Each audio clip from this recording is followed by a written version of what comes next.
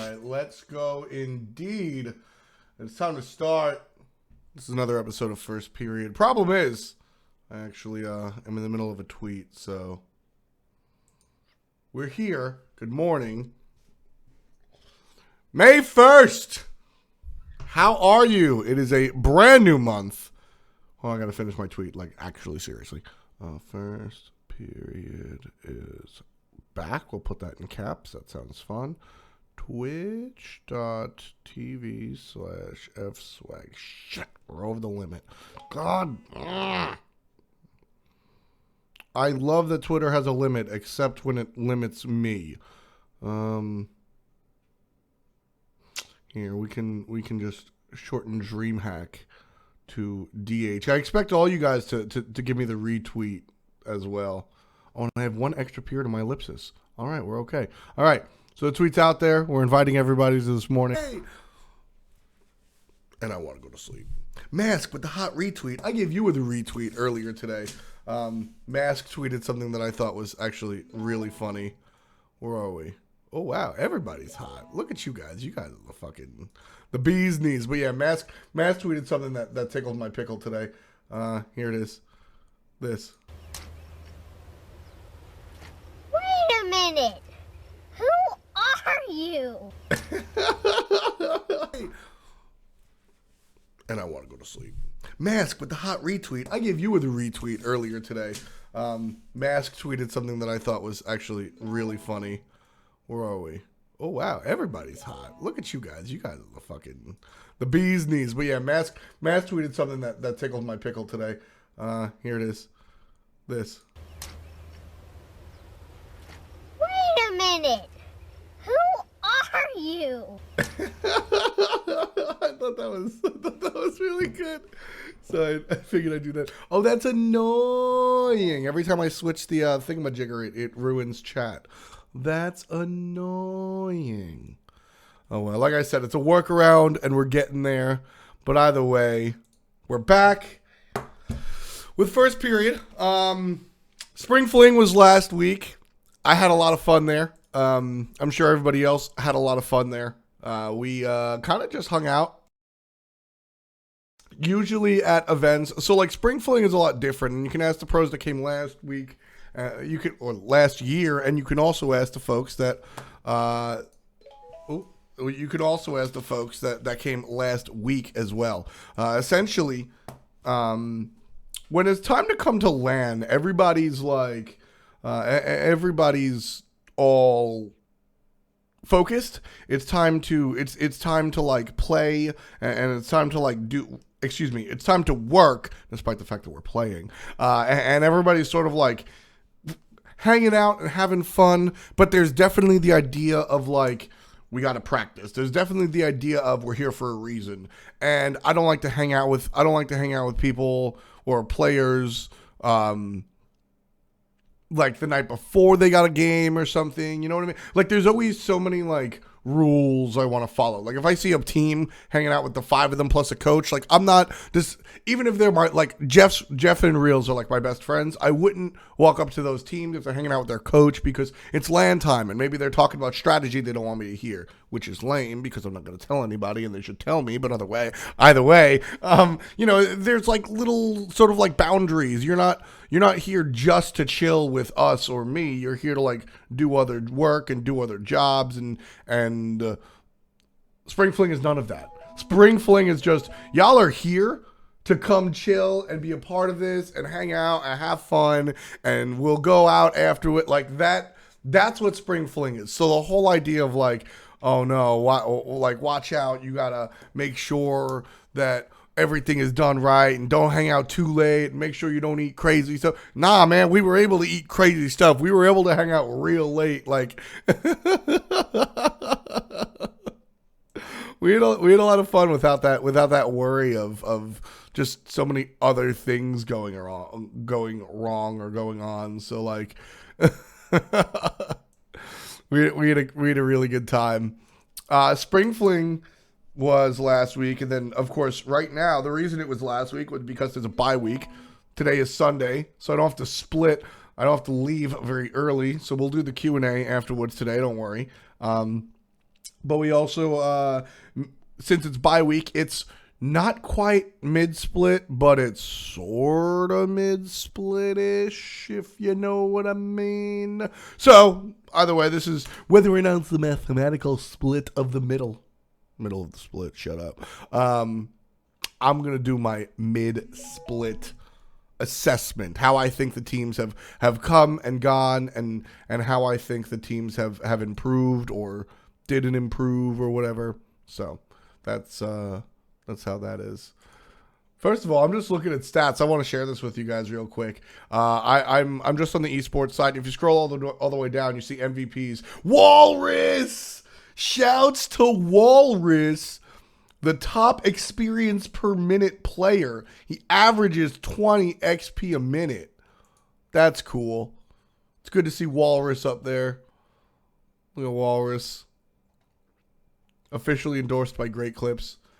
But I'm glad to see Walrus, and that's a little hint towards how I feel about the Randozos. I'm excited about what they're doing and stuff like that. So, Dreamhack is also coming up. So I guess at the tail end of the team assessment, we'll talk about who I think are going to go to Dreamhack.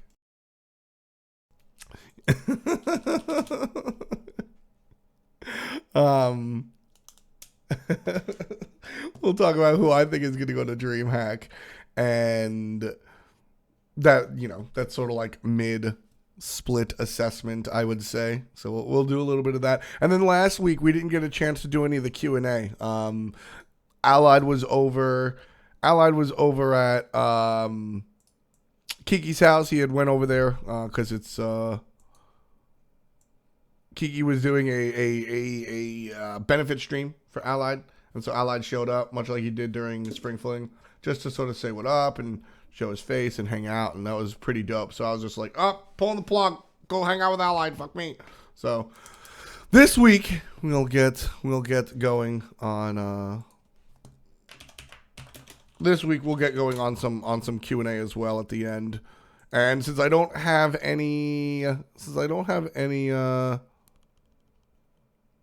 esports to go to, SPL on a bye week, we can hang out for as long as possible. I might even play Smite later. I don't even know. So, Man U versus Leicester City. It's not Leicester. It's Leicester. Right? Leicester? I know it's not Leicester, as the word would say. It's not. But anyway, this is one of the biggest stories in gaming. And I use the word gaming intentionally because it's a sports story. But it is just, if you guys are interested in the SPL and everything, then just competition in general. Leicester. Okay. If you guys are interested in competition in general, this is something that you have to take note of. So essentially, Leicester City is this look at all the EU guys getting mad at me. You know what? Fine. I'll just call it Leicester like every freaking American. At least I knew a little bit. At least I knew not to call it Leicester. So we're like halfway there. If every ignorant American says Leicester and I say Leicester, we're like halfway to Leicester. So I think that is I think that's good. I think that's good. Either way, so Leicester City versus Manchester United. Now, if you don't know anything about football, shouts to Europe, I didn't say soccer. If you don't know anything about football, then you've heard the name Man U. Like, you know that it's Man U, right? You don't exactly know what Man U is. You don't know Man University. I don't watch college sports, but at least you've heard the term Man U, right? And the reason you've heard the term Man U, Manchester United, is because this is one of the largest, most successful brands in all of sports. And for what it's worth, as Synapse LC points out, it's also one of the most polarizing. You're either like Man U or Man City, right? But either way, my point is, you want to talk about David and Goliath? Forget that. Talk about Goliath and the ant under David's pre-BC sandal, right? Manchester United is this titan of football. This organization, this pillar, this foundation of football. And then Leicester comes in here and they're just like, hey guys, can we play football too? And everybody's like, nah, man, nah. And last year, they made a run, just to break it down in a very surface level.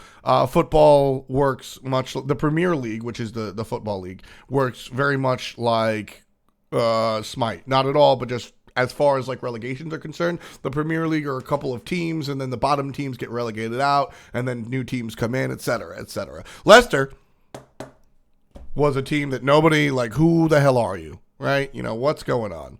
Leicester show up and they get themselves in the Premier League. And what's going on? 5,000 to 1 chance that they win. 5,000 to 1 chance that they win. We're talking about European football, the Premier League. And Leicester this morning are like, they're poised to make that happen, and it's exciting. The reason I bring it up is one, this is one of the more historical stories that you're going to see in gaming, whether it's sports, esports, or otherwise. This is like the definition of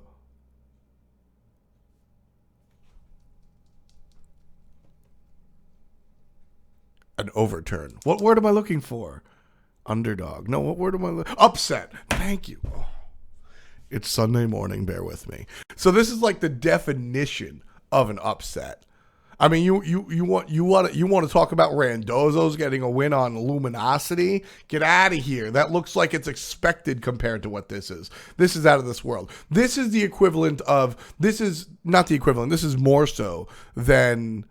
This is more so than Titan beating Cloud9 and winding up at Worlds and number 2. This is more than Enemy, getting a lucky bracket and winding up at finals at Worlds, right? Like this is a much bigger upset, and it's absolutely insane. It's very cool. I'm excited, and I don't know. I'm not going to get a chance to watch it live because I'm here with you guys, but it's still just a very exciting story, and it's something I will, like I said, I won't be able to watch it live, but I haven't watched the season.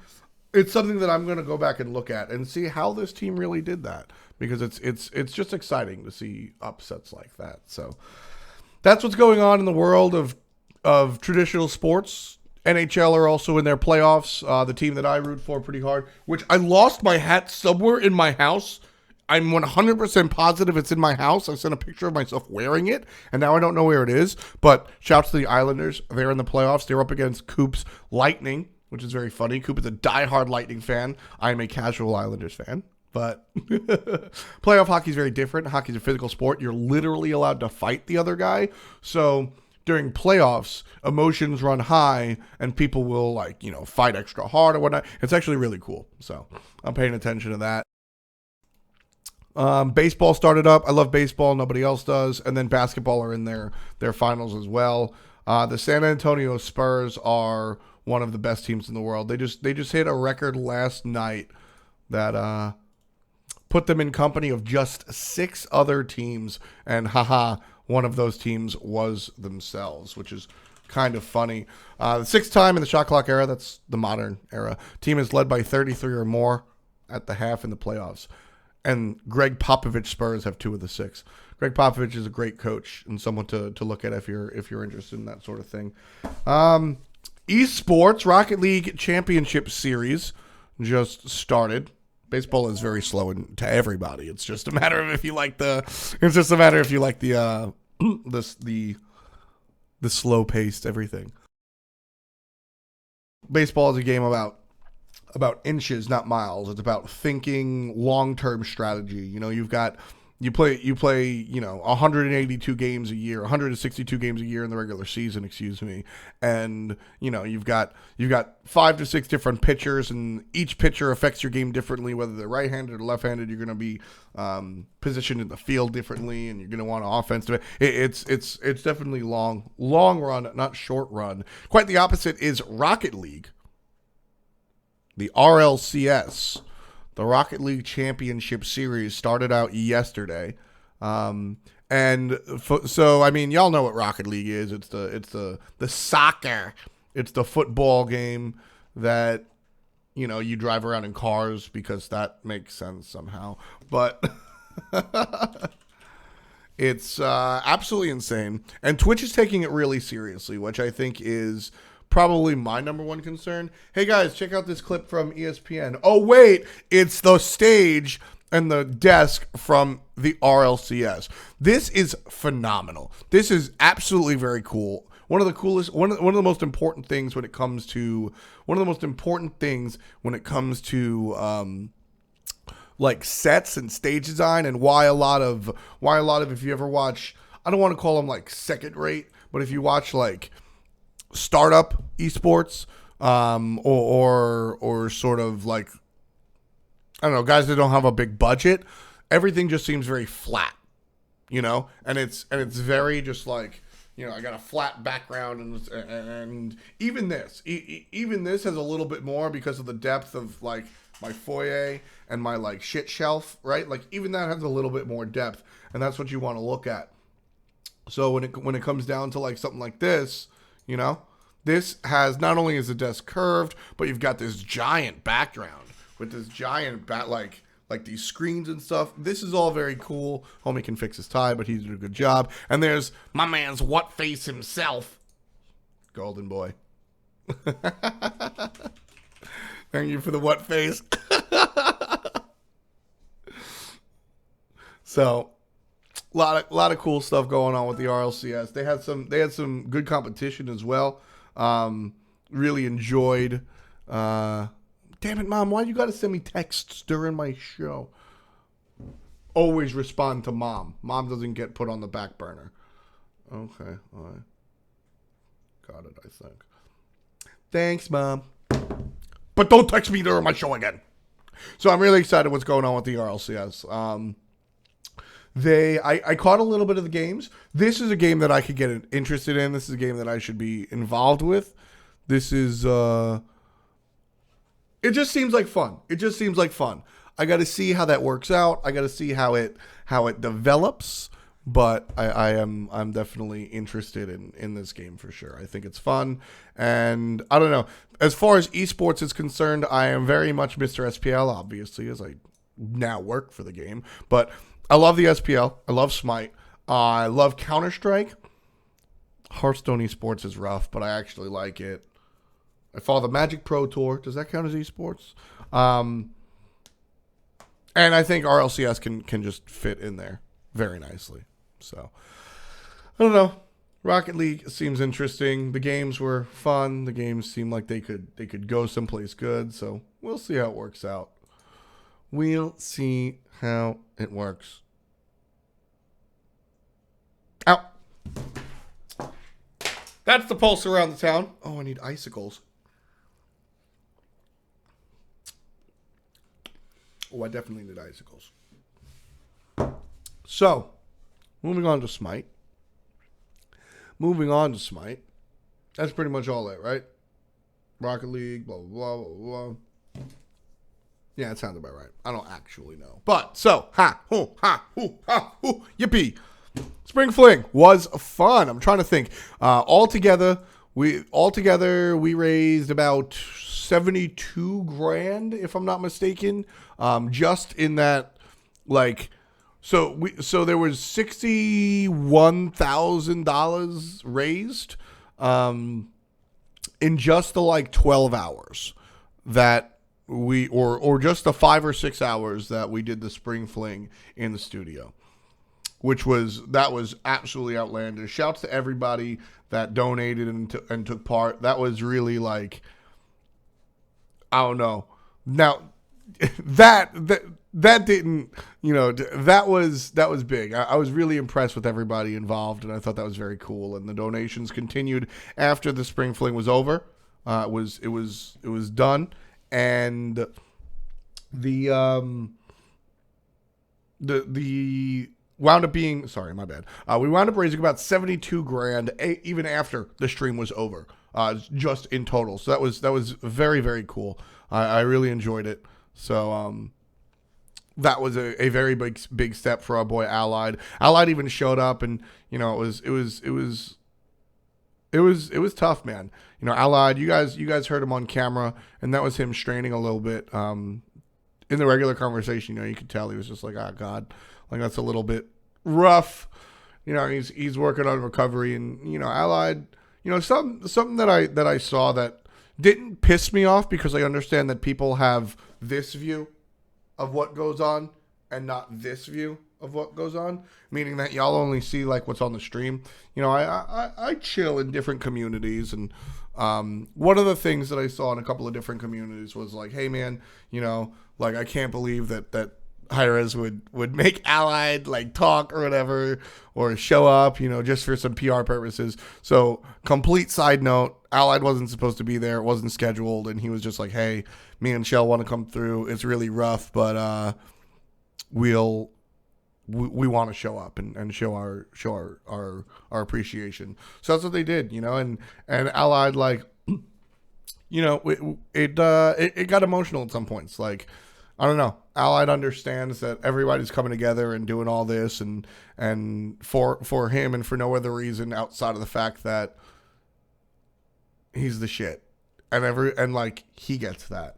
And I think what's hard to see from the outside looking in was, you know, Allied like actually caring about the people that are doing all this, and you know, all of that happened off camera. Like all of the like teary-eyed hugs of CEOs and the handshakes between community members, all that could have very easily been on camera and would have looked very good. But you know, there was a little bit of a no, that's not for the public, that's for us. And you know, that like was very important to me to see just how like this wasn't a. Sometimes you do charity stuff because it's charity stuff, and other times you do good deeds because you want to do good deeds, and then sometimes it just hits close to home.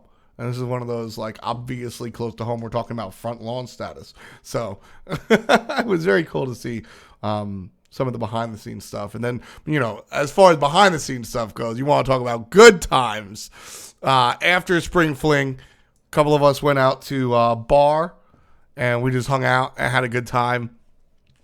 It was everybody who you'd expect from the crew. Laz and Wolfie showed up. Everybody else, I don't know. We invited everybody, but MLC always wants to go to bed early, and I don't know where Barrel was, and Spiff Sinister. I don't know. He just kind of like stayed attached to MLC the whole weekend. but Lad and Wolfie came out. It was mad fun. So here's one of the best stories I could tell you from the weekend. Here's one of the. Well, all right, I got two stories. One is me, and the other is just in general. So, we're sitting there. We're just hanging out, and we're at the bar. We're playing pool. Hindu Man is just sweeping everybody in the pool. In pool, not in the pool. We weren't in the pool. But so, Hindu Man is just sweeping everybody in pool. He's just spanking it down. It's just not happening. And there's this like machine. I don't know if you've ever seen it. I don't know if you've ever seen it before, but there is like this machine where like it's got a punching bag, and you punch it. It's a game machine. You punch it, and then the console goes, and it tells you like some arbitrary number that rates your punch, you know? And so it says out of order. It's just broken. It just says out of order completely. And we're sitting there. So we're on one side, the pool tables are here, and then the other side is that machine. So we're standing here all against this wall, watching everybody play pool, and in the background is that machine. And so we're just hanging out. And this guy in a suit jacket, right? He's in like nice jeans, dress shoes, nice shirt, suit jacket. Okay? So he rolls up and he goes to the bathroom real quick, and then he walks past, and like, you know, I only notice him because like, I don't know, I'm observant. And he basically like, he walks past a couple of times, bathroom, drink or whatever, and he comes back, and like, he doesn't stop and look. He doesn't like contemplate. He doesn't understand. He just goes right for it.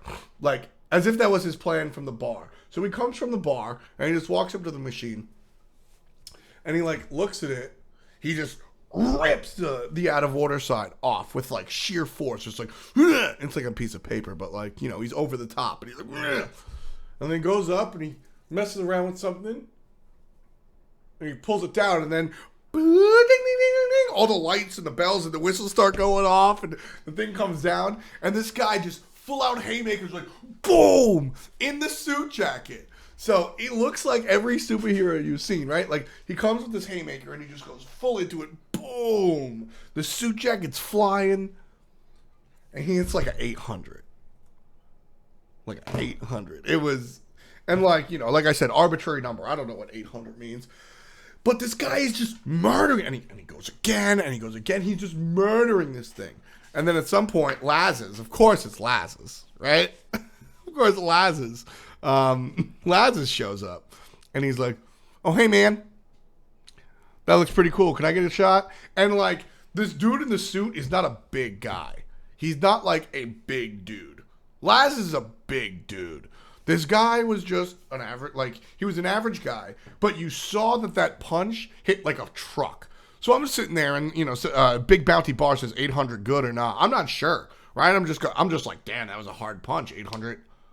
It's not bad, I'll tell you that much.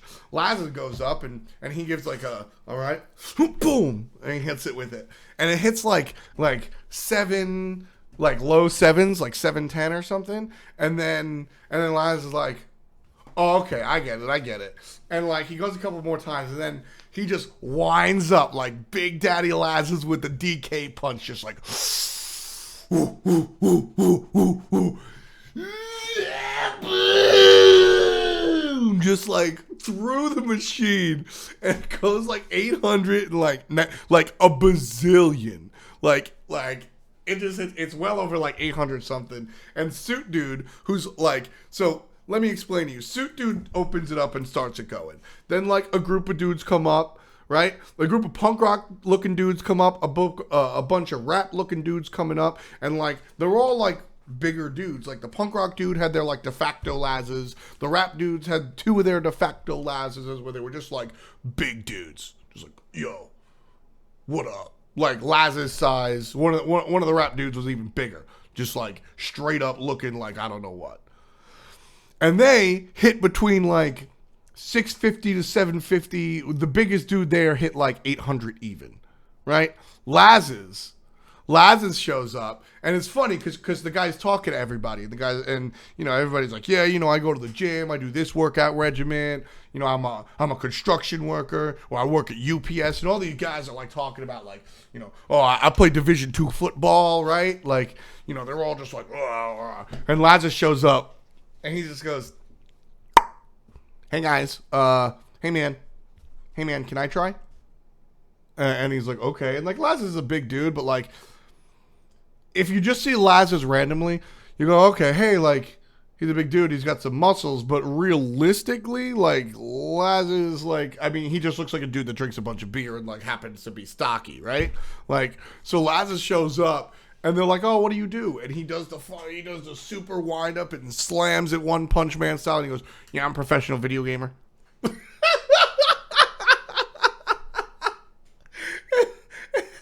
everybody's just like, wait, what? And he goes, yeah, me and all these guys, we do pro video games.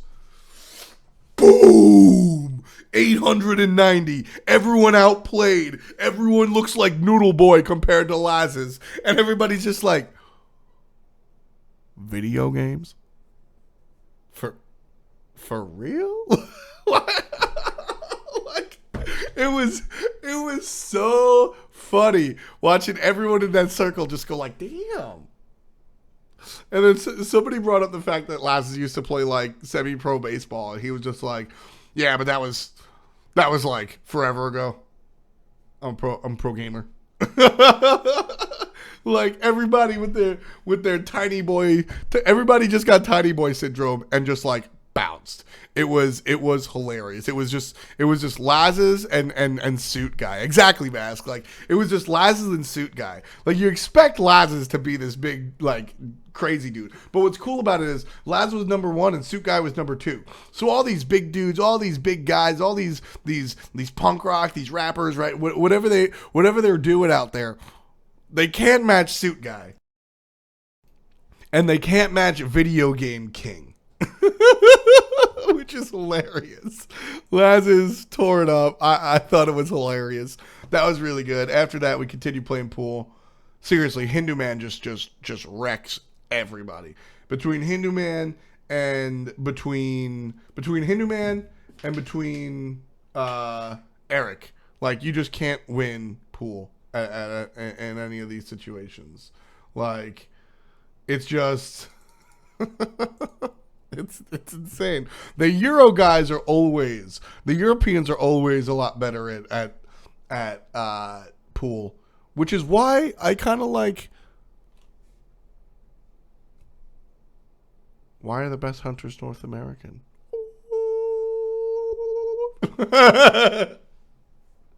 Hindu Man, he's old. I don't know.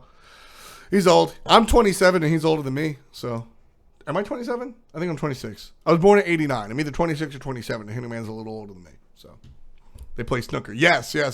Hindu was born up on snooker. He was saying he was definitely born up on snooker.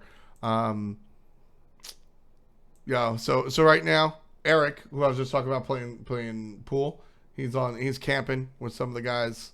They're out doing their thing. Oh man, they're out doing their thing, which is fun.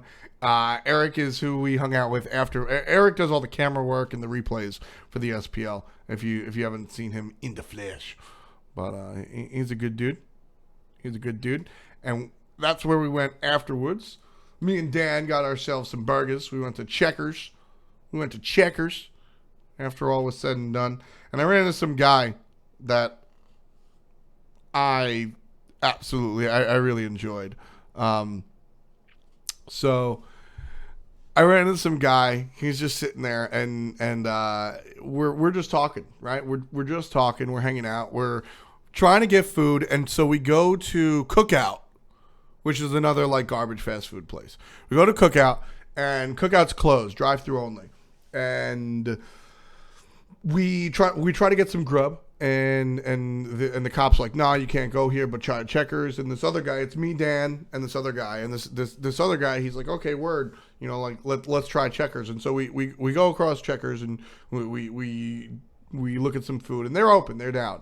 But so like Dan places his order, and I'm looking at what I want, and I just see the guy like trolling through he's like trying to hide it, right? He's like trolling through his coins, and he's just like trying to hide it. He's like, man, what can I get today?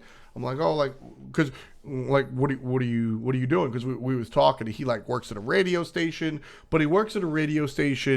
and he does a lot of pro bono work. He works a lot with like children in need and stuff like that. And I spoke to him for about a half hour before this, and I really like enjoyed where his heart was at, because his original career intent to this has changed his life drastically. Like he didn't have much dough, like working in that sort of area, right?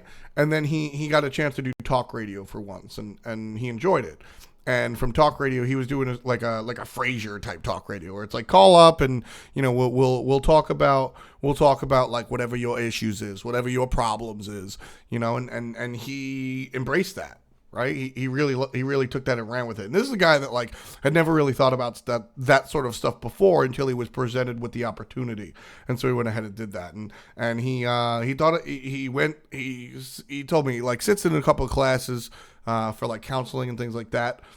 And it sort of helps, and that's really what he's enjoyed, is doing that sort of thing. And moving away from his original career intent to this has changed his life drastically. Like he didn't have much dough. Like working in that sort of area doesn't like pay the bills as much as other things, and he's talking about how he has all these different streams of revenue, and I'm like, yo, I can actually understand that. I can get down with that. Like that's what I do. Now, that's how my job works as far as multiple streams of income. I need to work multiple jobs in order to pay the bills, but it's not as like it's not because of a noble purpose. It's because I like work in a startup world, you know. But his was for a noble purpose, and I really respected that. And I was like, hey man, you ever like think about like raising money or like because I told him things that I do. I have full picks. I told him things that I do, you know, like whether it's giveaways on Twitter or like, you know, or things that other streamers do. I don't necessarily have the like donation goal or whatever, but that sort of thing, right? Did he ever think about opening up a Patreon or something like that?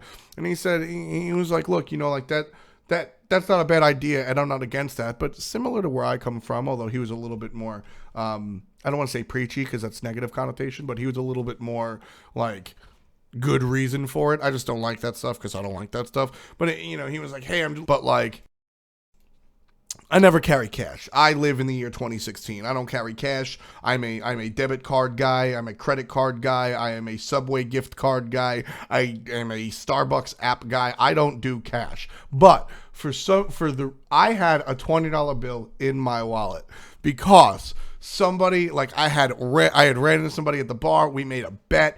They got the $20. Gave it, like, it was so haphazard. It was so haphazard.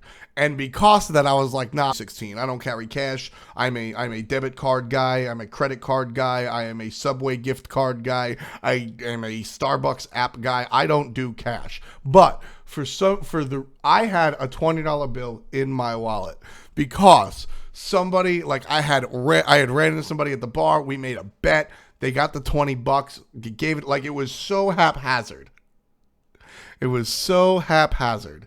And because of that, I was like, nah, man, like, clearly this is what's up. I don't know if I, like, you know, go for this. And, like, just the like, the expression on his face, that was so interesting to me. That was so good, you know. And we had a conversation about, like, you know, investing in the future and how the world turns and how we all sort of, like, we all know what it's like to wear struggle jeans at some point, literally or figuratively, you know.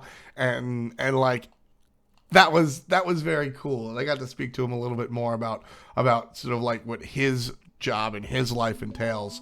And so this random stranger on the street sort of, you know, instilled some different ideas in me. And I think I'm going to be, you know, working in that direction a little bit more.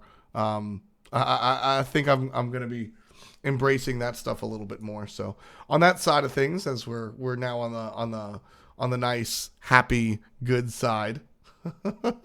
Pecky's out there quoting me.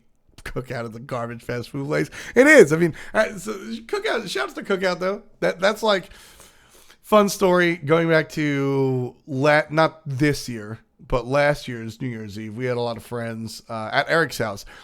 And it's late at night. And we go to Cookout. It's me and Dan, and we got Cookout for the whole place.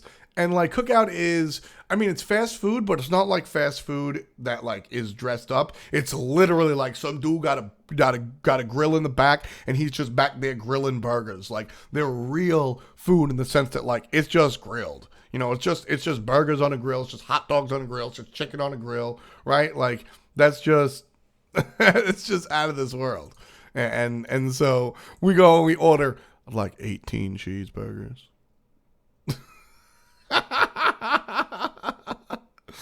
So it was very, very funny.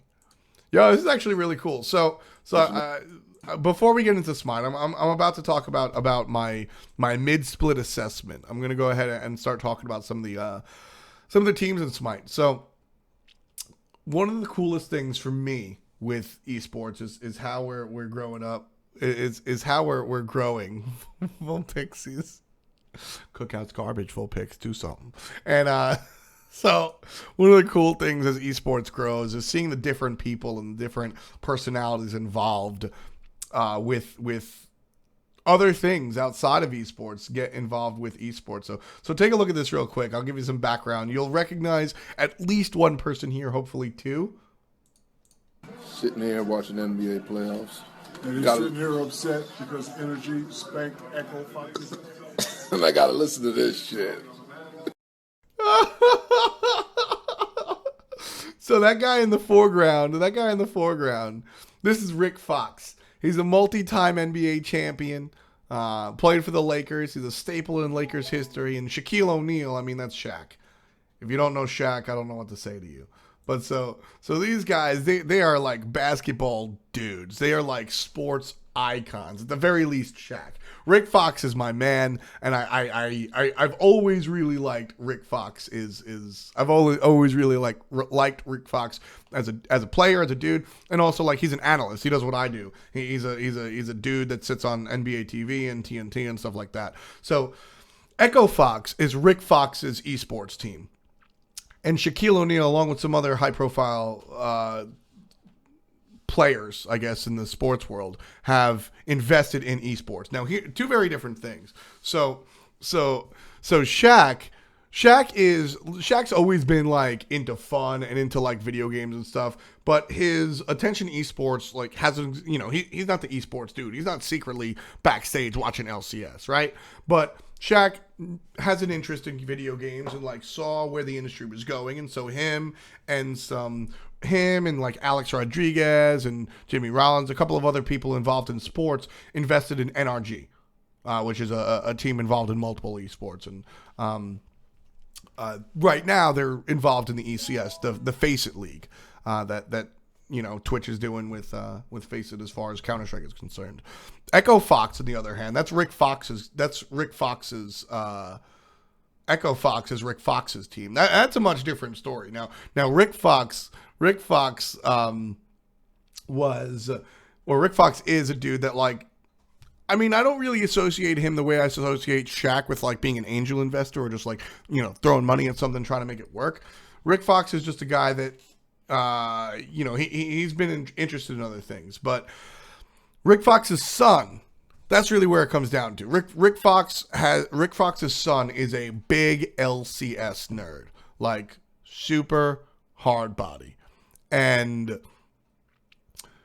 that is what initially brought Rick Fox to esports, and it's very interesting because I've had Rick Fox followed because of sports stuff, right? Like if you look at who I follow on Twitter, it's a healthy mix of esports and traditional sports and just people that I enjoy following, and then personal friends. And traditional sports, like I follow less players and more like the media. And Rick Fox to me was both ex-player and media, right? And that's very cool. That's very interesting. And so a year or two ago, 2 years, 1 year ago, 2 years ago, you started seeing these tweets from Rick Fox talking about esports. And it was just like, I don't know what my son's doing, but LCS hashtag, right? And you can tell that his son was like, come on, Dad, watch esports. And then finally, Rick Fox started looking at it. And then you started getting these tweets once a month. You got all right, Rick Fox is rooting for CLG, or I'm curious how TSM will bounce back after this roster change. Captains are very important. Hashtag LCS. And you're just like, wait, is that Rick Fox? The same dude on my TV talking about NBA basketball is doing his job as an analyst for the LCS. That's interesting. Let me keep an eye on this. And and snowballs and snowballs and snowballs and snowballs and snowballs to the point where Echo Fox is born, and Rick Fox starts his own team. I saw a couple of people in chat saying that there's Logic is looking to make an esports team. Logic's been on Twitch for a long time. Logic is a rapper. Logic has had a Twitch channel where he plays video games for over 2 years now. So there's a big interest, and I think that with Rick Fox and Shaq involved at first, Shaq gets involved with a lot of things that either bust or blow up. And right now, esports looks like it's blowing up. That's a good thing. And so Rick Fox is sort of like, Rick Fox and Shaq, and we see all this stuff. This is exciting to me. And yes, part of it is just because I like regular old traditional sports, and that's very cool to see the dudes that I enjoyed getting involved in something else I enjoy. Wouldn't it be really cool for you if Lazes decided to do whatever else you like? Football, he started playing with Ronaldo, or I don't know. Who else do you people like? Moji, right? Moji started being a race car driver if you're in a NASCAR. Wouldn't that be really cool? So there is that element of it, I'm not going to lie about it. But it's also just exciting in general. That, big names, big people, influencers are getting involved. No, it's logic underscore 30 something or something like that. I forget what it is. I forget. Let's see. Logic rapper Twitch. Logic 301. Logic 301. That's his Twitch. So it's just cool seeing different people get involved in esports, and not just like this legit looks like they're having fun with NBA it. playoffs. And he's Got sitting it. here upset because energy spanked Echo Foxes. I gotta listen to this shit. Like that to me, Sitting like there watching that's real. That's exciting. That's these two dudes, being owners. And then you look across at the rest of the NBA landscape. Well, Mark Cuban is famous for being an early investor and just a general enthusiastic individual in general. If there's a game that comes out that catches Mark Cuban's eye, he will start a team. I make no bones about it. I think you can look at Steve Ballmer, the Microsoft dude that owns the Clippers now. There's a lot of owners in sports that, one, have $1 bazillion that they can invest in. An esports team is pennies compared to a traditional sports team, even NHL, right? Like if you own a basketball team, that shit is worth like literally multiple billions of dollars. Like multiple billions of dollars, right? An esports team, like whatever they're worth, forget about it. How much does it take to run an esports team? I mean, not as much as an NBA team. So there's interesting places for everybody to go. I'm just excited to see esports get bigger and bigger and bigger and bigger and bigger. Let's talk about esports a little bit closer to home. The SPL. So we're halfway through the split. We're not halfway through the split, but we're halfway through the split. And Vulpix. Everybody's fighting me on Twitter right now. All my coworkers. Becky's tweeted about me talking about Cookout, me and Garbage Place. You know what? I think I might get Cookout just for you. Everybody's talking smack to me. I'm so mad. But so we're not halfway through the SPL, but we're halfway through the SPL in the sense that this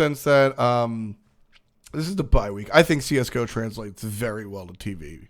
And I'll expand on that later. Ask me in Q&A because I want to talk about that, but I've already transitioned. Oh, well.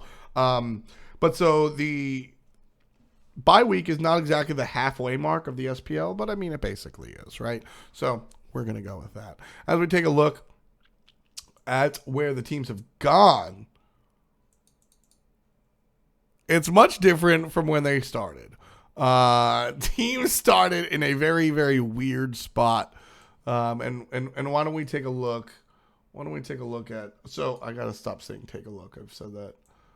I said that a lot this weekend during the broadcast. Right now, I cut myself some slack because I'm doing one-man production, and that's annoying.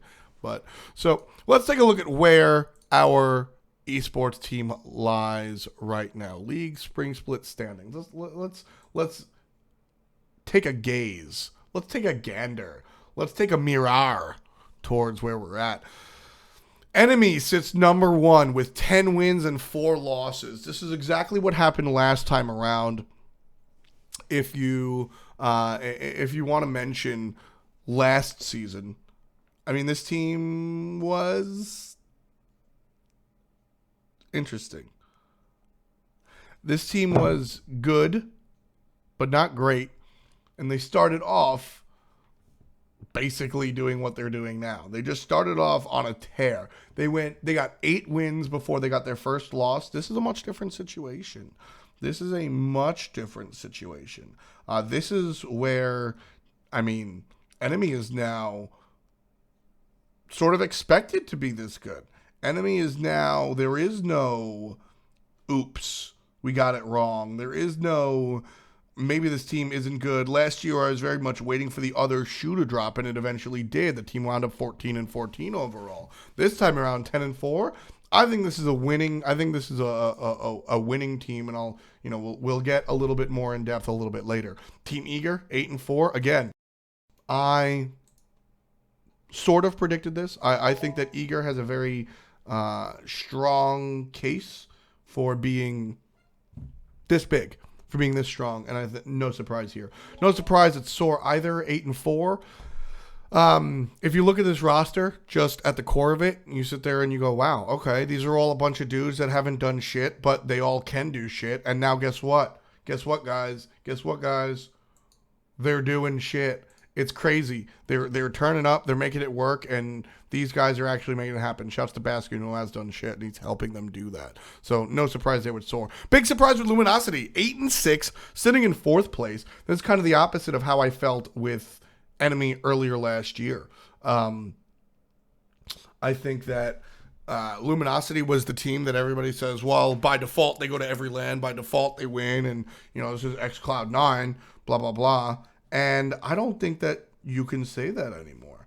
I think that this is a team that, sort of like how Enemy, you have to now respect them. You have to now say, all right, you know what? You earned it. You're actually this good. You got to look at Luminosity and say almost the opposite, in the sense that, like, you got to be like, word, this team might not be the team that we used to know. This team might not be the team that won so well last year. Keep in mind, it's the halfway point. There's a lot of upswing to go. Dreamhack is a faraway place. And if we take a look at Luminosity's schedule, their upcoming games aren't on here. But if we take a look at Luminosity's schedule, spring split schedule, right? And what week are we in? We're going to be headed to week 6, right? So this is week 6. Luminosity has Team Allegiance. These are evenly matched teams, I think you can say.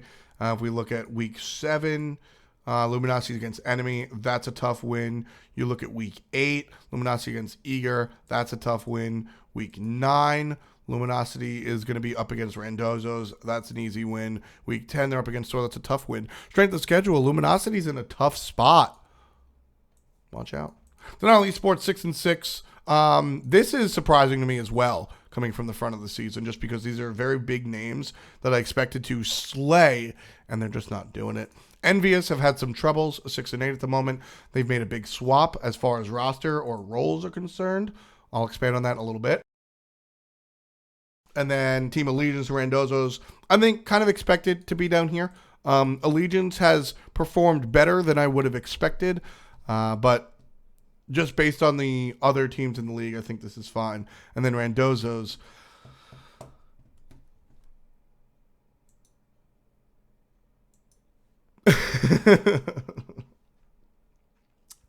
Panthera. What else can you say? 15-1. More like 15 and oops.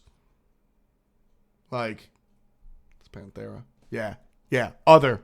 Get wrecked, Scoops. Paradigm, 8-4. This is a team that I think always kind of like, they always have the potential to be great. Panthera, nobody's going to top Panthera. I think they're the best team in the world right now. Paradigm have a chance this is what I expect Paradigm to do. Be number 2. Cringe Crew is not what I expected them to do. I didn't like them as London Conspiracy. I just didn't think they were very good, and just left a lot to be desired. Team Dignitas surprising. Fnatic surprising for the other reason. Torpedo, Leftovers, Hunger for More. I kind of expected this. So why don't we just look at what I said? Why don't we take a gander? Not take a look.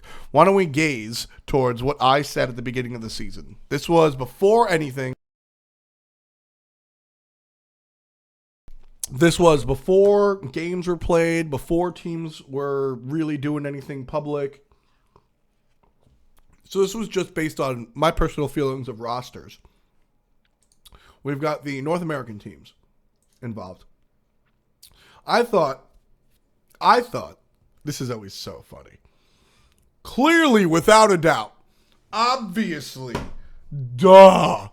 Who would say otherwise? No contest, no nothing. Of course, Looney Tunes, now Luminosity, is going to be number 1. Easily. My professional opinion, this team will clearly be number 1. Obviously. How can they lose? How can they be bad, right?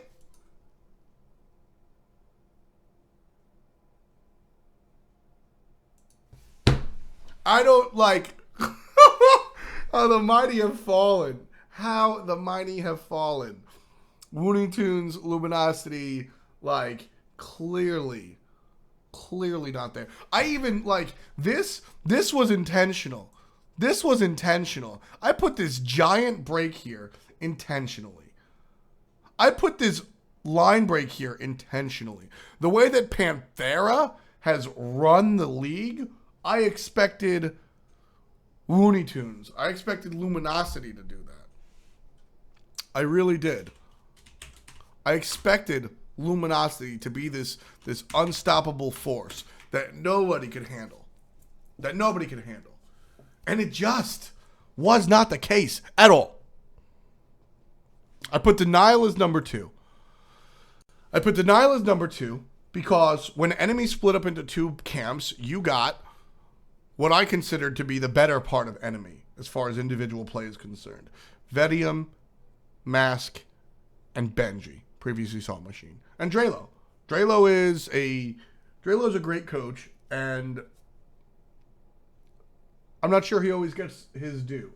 I'm not sure he always gets his right respect. But either way, I thought that this team, I was like, hey, a team is made of good parts and bad parts, and guess what? We split down the middle. The good parts are Denial, and the bad parts are Enemy. That's what I said. Right? That's what I said. Start of the season. Somebody was asking me about Weekend. So, like, I said easily, all right, Denial's a good half. They'll be number 2 underneath the unstoppable Looney Tunes. And Enemy, well, they'll be trash. They said publicly that they're just looking for a team of friends. Oh, look at them. You've got Marauder, who I know from DM Brandon's chat. You've got Verizio, previously known as Scream. I don't know anything about him. You've got Chaos, who played Zhang Kui until they lost in the finals. You got Pain, that's who Enemy was trying to replace, which is what caused the schism in the first place. And Panda Cat used to kill it on Legion, but he's just not relevant. It's just not a thing. So clearly they're last place, and clearly Denial's too. Duh. Soar and Eager are probably the only 2 teams that I got right. I sat here saying Soar will be number 3, simply because Looney Tunes are the tried and true. They'll be number 1. Denial and Soar are probably even as far as talent is concerned, but Denial has a little bit more experience, and I think that will carry. I thought that would carry them further. Soar, I think, are like a good player. They're good players, and they probably need the spring split to warm up, and we'll see what happens in the fall split. Envy and Eager, I put a slash here because Envy, I was like, Envy will be fine. And then Eager, my thing with Eager was I expected Eager to be an interesting team. They would either be top of the pack or bottom of the pack. Nowhere really in between. This is a squad that I didn't expect to be in the middle of the pack. They were either going to explode positively because of their individual attitudes and approaches to the game and headstrong and all of the nonsense that comes with bringing Zapman and DJ Pernicus on the same team, all the questions that everybody had. I said that could either be very positive and they'll wind up in the top 3, or it'll be very negative and the team will explode before the split's over and you'll see a brand new roster with Zapman only. Clearly it went the former. And Eager's doing very well. Obviously, they've been crushing it. You see Eager, they're sitting number 2 right now, 8-4. And so Eager's doing fine. I had them as 2. I had them as 4, whatever. They're like top 2 NA. That's literally what they are. Take a look at Allegiance. I had Allegiance as number 6. This, this is expected. I expected Allegiance to be better than the worst, but not a top team. Like this is a squad that was on the cusp. Like, you got your top and your bottom and your middle of the pack. This is a team that I think sat right here, like on the edge of the middle of the pack. If everything works out well, they can wind up in the middle of the pack, maybe even upper middle class.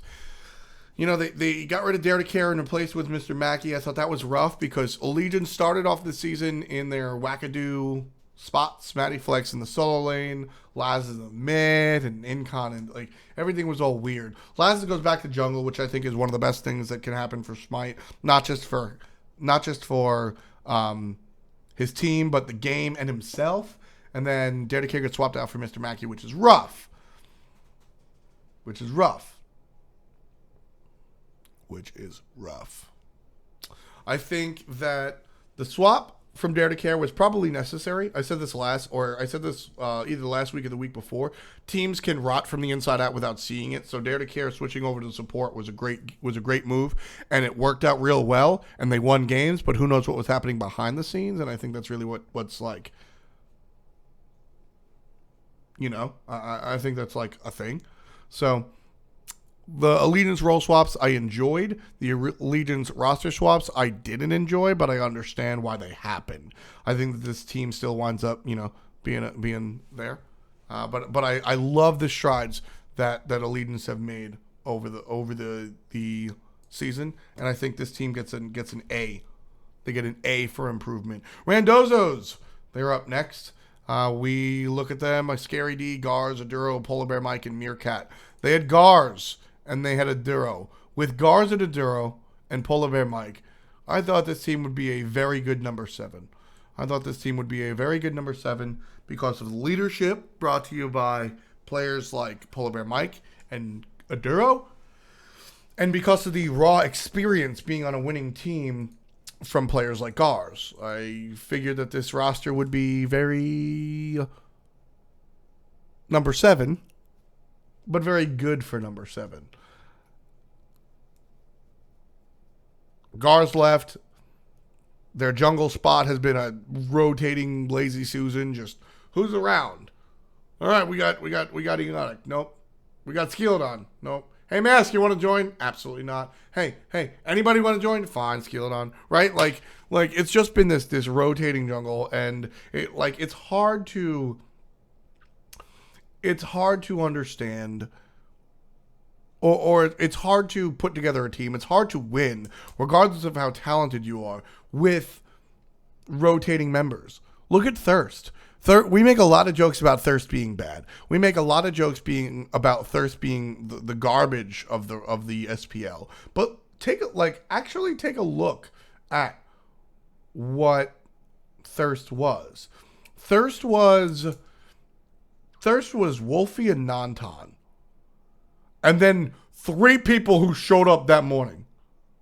EMC banned, right? Like that team never had a roster. And that's why they went ahead and got smoked. Randozo's kind of in the same situation. Who said it?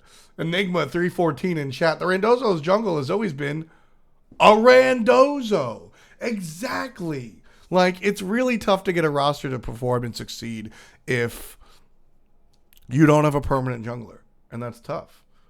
And it's just silly. Can't forget Brochacho. Yeah, Brochacho. It was Wolfie, Nanton, and Brochacho, and then who wants to show up and play solo in mid, and that's tough. So I don't know. Rough stuff for the Randozos, and then Enemy. Yeesh. I put Enemy as last place.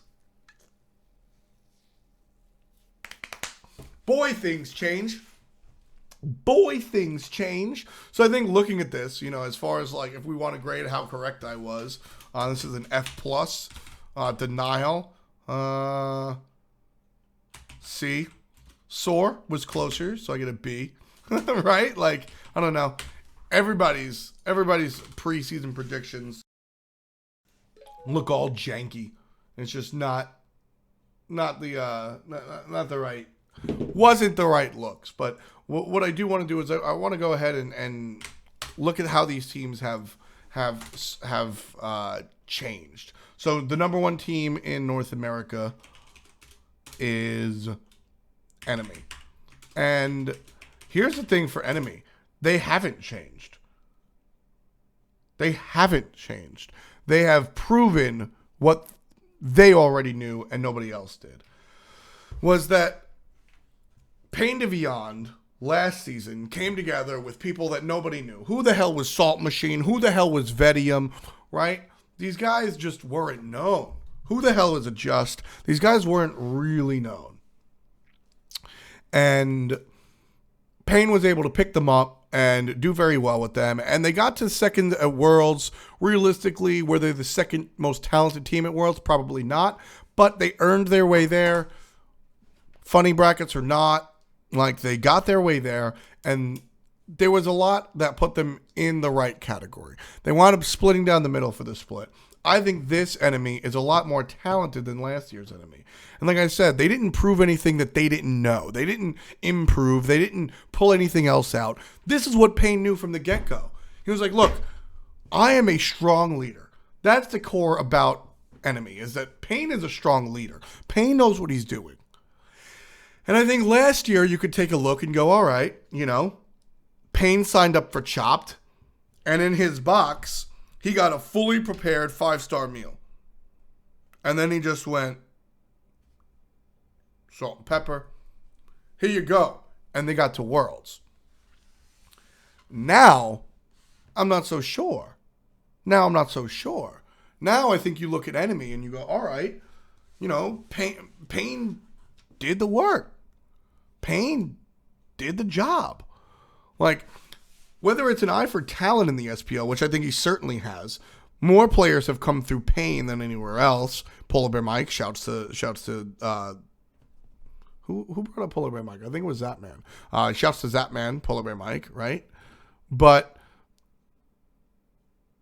these other dudes, a lot of them come from Payne to Beyond. Thank you, Courage, 4 months in a row. That's my friend. But so enemy, Payne has proven not only to be a good eye for talent in the SPL, not only can he identify these good players, hey, Panda Cat, you played well with us when we were on Legion, do you want to stick around? But also, I think you can look at his shot calling. You can look at the games and you can look at what goes on with enemy, and they play traditional Smite and they do the right things, but they also pull out weird calls. Like, why would you go for the Gold Fear then? I mean, I understand why you go for the Gold Fear then, but why would you go for the Gold? And the reason I ask why would you go for the Gold Fear then is because the other team doesn't know. They don't realize. They don't think maybe we or they should go for the Gold Fury. There is no thought. I have seen enemy pull more surprises, whether they're objectives, picks, kills, phoenixes. Enemy pulls out more surprise than other teams, and I think that makes you look at their shot calling and you have to respect it. You have to say something's great. And I think there's something to do with Payne's ability to identify talent, bring it along, make shot calls, and also identify talent, not only talent that will play the game well, but also talent that will listen to Payne well. And which is why Chaos stuck around and the other guys from Denial didn't. Vedium, Benji, Mask didn't really play for the team, but okay. Vedium, Benji, right? These are the two guys I want to go on. And this isn't a negative. It's just a fact. Is that when they came onto the team, well, actually, let me rephrase that. It's not a fact. It's an inference. Judging from the way that enemy has performed now, and looking at the way enemy performed last year, I think it's safe to assume that Payne is a great leader and a great shot caller. And when you look at players like Vedium and Benji last year, they didn't have much of a reputation to lean on. They didn't have much of a, hey, this is what got me big in the SPL, let's follow what I do. If you bring Zapman on a team, there's going to be aggression. Now he's tailored that aggression, but he's still overall an aggressive player. If you bring Lazarus in the jungle, there's going to be aggression.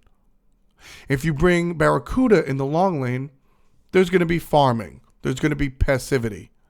If you bring Incon into mid, there's going to be passivity, right? That's what you expect. If you bring Verizial, Chaos, or if you bring Verizial, Marauder, Panda Cat onto your team, what are you expecting? Well, I'm sure if you bring them onto your team, you have some sort of idea of what they can, of what their tendencies are. But as they step into their first role in the SPL, they are probably more likely to follow the leader and listen to orders then say, no, I'm going to do what I do because I'm smarter than you. I think the same thing happened last year. Vedium and Salt Machine didn't really have a past performance to really lean on. They sat there going, okay, we're good. We're super good. We're here in the SPL. I know my strengths and I know my weaknesses, but I'm going to listen to Pain. And as time went on, if you ask the pros, right? Sometimes Pain doesn't have the best calls. Sometimes people disagree with what Pain does. Sometimes people don't like Pain Devion's calls if you talk to any of the pros. Look at Twitter when Enemy plays. So those pros probably butt heads with Pain. No, your call is wrong because of XYZ. Now, the schism that happened initially with Enemy was because Vedium wanted to move to a different support. The team explored that, right? Like even Pain offered to, all right, fine, let's look for somebody new, and then he was like, no, screw that. I like to play the game. Nice try. But so that's where it came from. I think that after 1 year, Vedium was like, hey, or even before Worlds, the idea was like, look, let's move away to a different support. And they were talking, they were thinking, and as I said, my inference earlier in the season is that Salt Machine and Vedium were followers. They were following the leader. They were doing what they were supposed to, as per the captain call. And then as the team matured, as the team got better as a whole, and the individuals grew into their individual roles, a sense of accomplishment came over the individuals, and they decided that they needed more of a voice in the game, in the team, and that's not how Pain works. So the team split up in different directions. Now let me say fully, this is important for me to say that I don't think that by nature that is a negative. I'm not saying that Vedium and Salt Machine grew too big for their britches or just sort of said like, screw you, Captain, I'm gonna do what I want. Like that's not what I'm saying at all. What I'm saying is Vedium and Salt Machine grew into different players with different mindsets, and that works on different teams, but it doesn't work on a Pain Devion team. And so that's what Pain needs. That's what Pain likes. 5 players following the wrong call is better than 3 players following the call and 2 players saying otherwise. Always. And with a roster like Chaos, Pandacat, Verizial, and Marauder, Pain is going to make that call. And they all going to follow it. And I think because of that culture of respect, because of that culture of understanding, and also, make no bones about it, there's solidarity in being the team that nobody believes in. We're sitting here week 5, and there are still people that will tell you that Enemy is not the real deal, that they are not good, that they are not a number 1 team, that they won't go to Dreamhack, that they don't deserve to be where they're at. And when you're on that squad, you got to just sit around. You have to grow closer together. You have to make that understanding. That like is a part of it. So I think Enemy, as far as how have they improved, I don't think they've improved much. How has their season been going? I think it's very easy to say. And I think you can just look at them and go, A+ for Enemy. This is your ideal season. This is what you want to happen. You've dropped 4 games, and those losses have come against difficult teams to play. Let's take a look at who Enemy has lost to, shall we? There's no easy way to do this, is there? Enemy lost to Soar, which I think is one of the top teams. Enemy lost 2 to Eager, which I think is not only one of the top teams, but that was also during their explosion. Look at these slides. Look at this. Look at this. Eager got 29 kills and 7 deaths, and then 11 kills and 1 death. Those are the games that you don't want to lose any games. Those are the games that you're losing, right? Like you're gonna lose those games. So, I don't know. I think Enemy 10-4. This is all right. Maybe I take the plus away. Maybe I take the plus away because that's Panthera. So enemy is having an A season, grade A season. This is super good. This is definitely super good. I agree, super tasty. I'm not the one calling Pain's calls bad. I'm saying that other people out there with perhaps more competitive experience than I don't always like Pain's play. Number 2 right now in the SPL, in the North American SPL at least, is Team Eager. And I think Team Eager, oh, fuck Eager. I think Eager, they're having an A season as well. These guys are where I expected them to be, although I said 5, but I split them 5 and 4. And if you go back and you watch the video,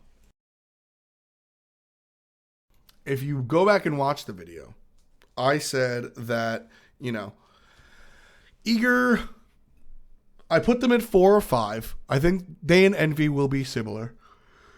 But there's a possibility that Eager winds up being number 1 or number 8. And I talked a lot about the chemistry between people like Zapman and DJ Pernicus and Divios. The best in Aurora, I'm never really scared about.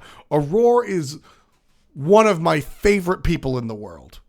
Not SPL, the world. Aurora is so much fun. Aurora, and sticking to what Aurora does, he thanked me for he was just, hey man, thank you for inviting me to the Spring Fling. This was a lot of fun. I love this stuff, blah, blah, blah. Those small things, that's what Aurora does. He's the guy that, thanks you for, I don't even know, everything. He's very thankful. He's very understanding. He's very Chunk Lee. He's just always smiling and being Chunk. And that's awesome. He's one of my favorite dudes out there. So Aurora, and the best the best can be salty. The best can be really salty and sarcastic. He totally can be. But it's just not the case. Hold on one sec.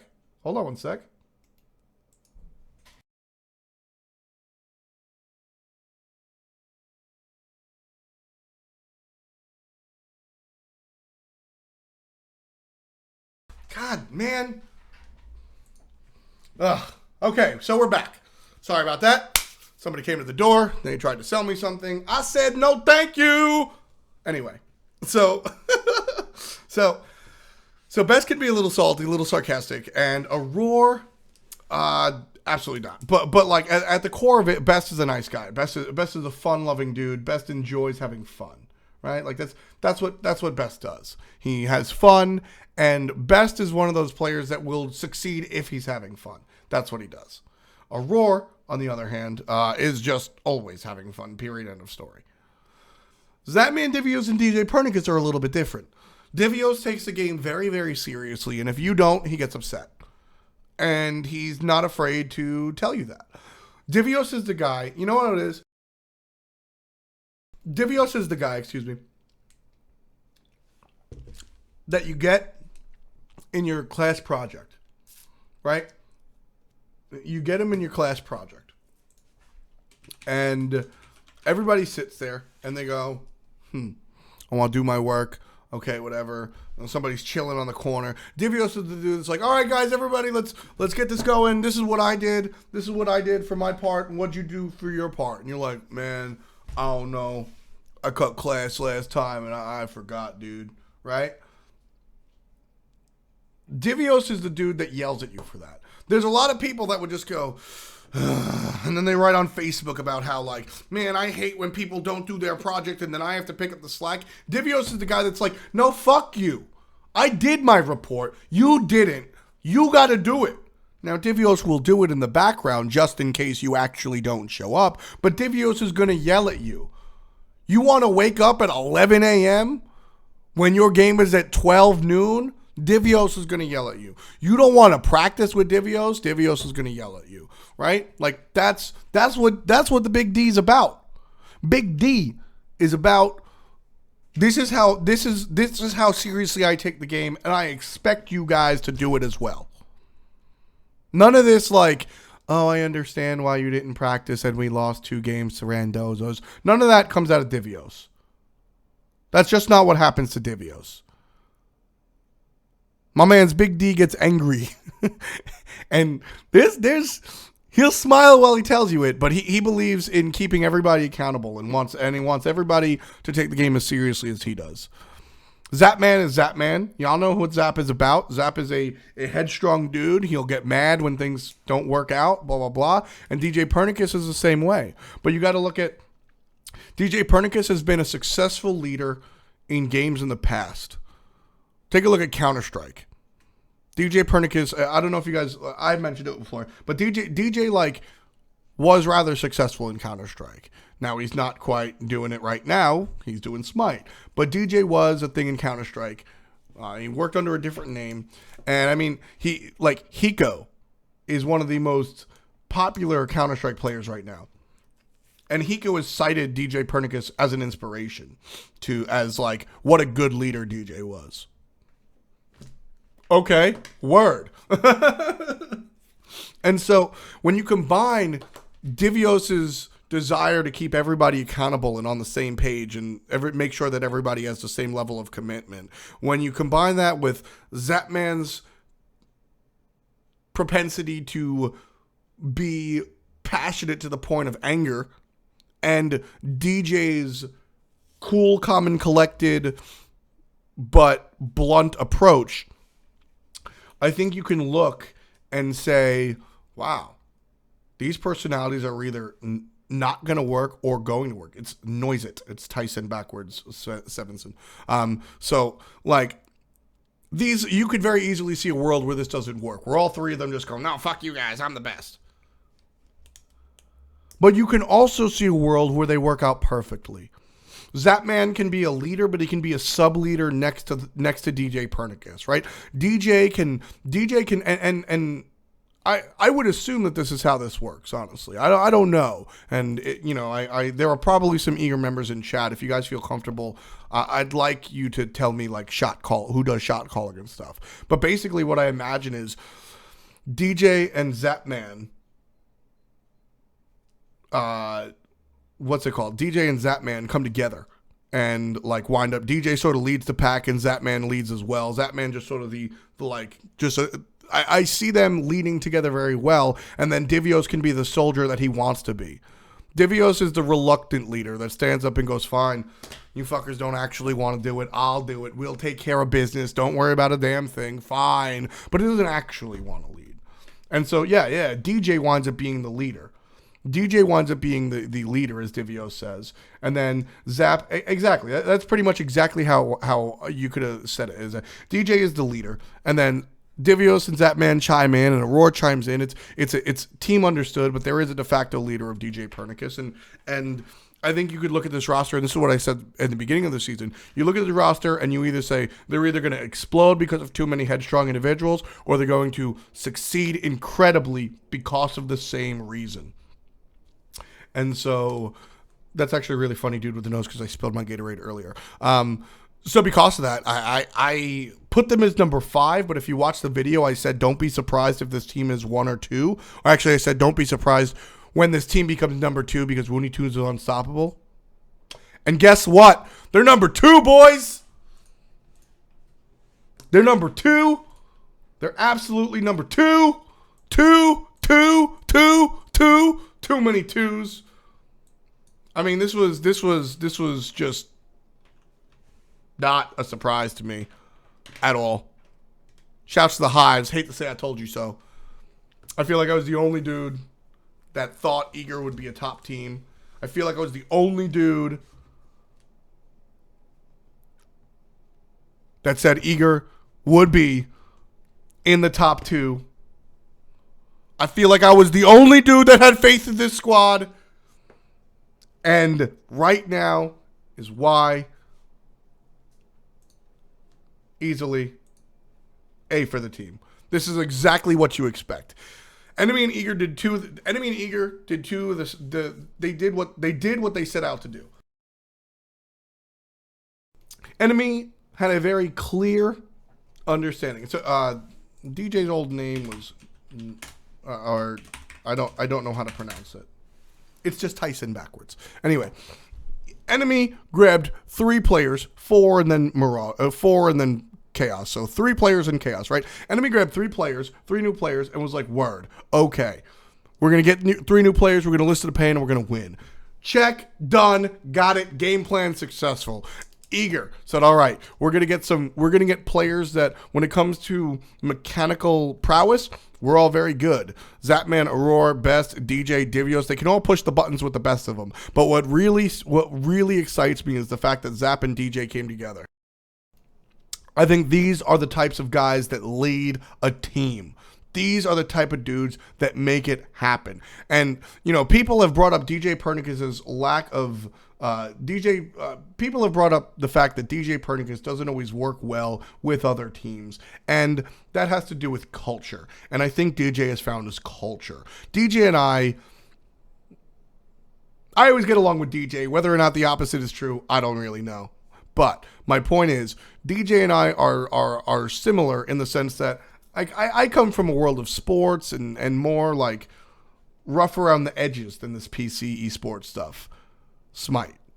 DJ comes from a world of Counter-Strike and a general scene that's more rough around the edges than this PC esports stuff. Smite. And so when he's playing on other teams, sometimes his mindset or his attitude doesn't always fit with other people's. And as I've said multiple times, there is many different attitudes can exist in competition. It's just a matter of finding the right spot for that attitude. So maybe DJ's approach to the game wasn't accepted other places, but here it will be. Zapman was a dude involved in traditional sports. Aurora, nothing bothers Aurora. Best and Pernicus wound up being best friends through COG, or maybe even before that. They just get each other. So I'm not afraid of DJ Pern being too mean for somebody, right? That's not a concern. DJ demands the best from himself, and the rest fall into place. Same thing with Divios. Divios is a personality that is, winning is important, trying is important, and it didn't work out on his last team because the approach to the game was very different. Now, I'm not down talking the way TSM did their thing, but they had a different approach to practice and gameplay and strategy and preparation that Divios did. And like I said, both can exist. Eonic's doing very well, but Divios has a different approach. Divios' approach is more like DJ's. It's more like Zapman's. And DJ's approach is more like Zapman's and Divios' than people he've worked with in the past. So I think the conversation about DJ not doing well as far as chemistry is concerned is old hat and never been a good conversation, because DJ has just been needing the right habitat for his stuff. And guess what? This is the right habitat for his stuff. Eager, A+, they made a decision, they had a game plan, they stuck to it, and they're killing it. Not A+, I got to give A+ to Panthera, but Eager and Enemy both set out to do something, and they are executing it almost flawlessly. Number 3 is your boys Soar. Soar have been crushing it as well. Soar have a new lineup. We'll take a look at what they look at. Actually, not at all. Homie Effing in the jungle, Baskin in solo, Heroin in mid, Jigs as the guardian, and Matt Yankee as the hunter. I think this is a team that I originally had Soar at 3. And guess where they're at? At 3. I think Soar is another team that is sitting pretty much in the right spot. I think that Soar could potentially... I wouldn't be surprised if Soar and Enemy or Soar and Eager wind up switching roles towards the end of the season as far as Soar being number 1. Right? I think this team can be very strong. Baskin is one of the best players in the world. Omega, who I think is one of the best players in the world, says that Baskin is the best player in the world. So there's that. Yes, they are tied with Eager, which is very important. But when it comes to head-to-head, Eager... does Eager have it? No, Soar has it. Soar is actually in the lead. So Soar would actually be your proper second because Soar beat Eager and Eager didn't beat Soar. But in any event, we're tied.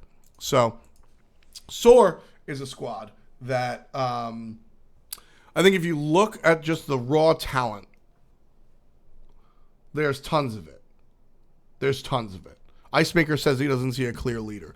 Well, I mean, if you look at Soar, there isn't. Jigs is the clear leader to me. He's a coach. Jigs is like the very, very, very clear leader. And to be fair to you, Jigs has sat behind the scenes a little bit, and when Jigs was coaching TSM, they didn't win shit. So, to be fair to you. But I know Jigs a little bit better just because I, like, work in the scene. You know, like, I have to talk to these dudes. So, I think Jigs is clearly the leader on this squad. But, yeah, so Omega, who... I respect Omega's opinion above most people's, most players included. I think that Omega just has a very good... Omega does have a problem admitting when he's wrong, but he's rarely wrong, so it rarely comes into play for me. Omega called Baskin best player in the world. You have to understand that. Homie Fa is a dude that has had slight success, but never really achieved anything. Heroin's a dude that has had slight success, but never really achieved anything. Jigs is a dude that has had slight success, but never really achieved anything. And Matt Yankee's a dude that hasn't had success. He played for like Elevate, dude. That sucks. But hasn't really achieved anything. But something you can say about all 5 of those players, Basket included, is that they are all very talented.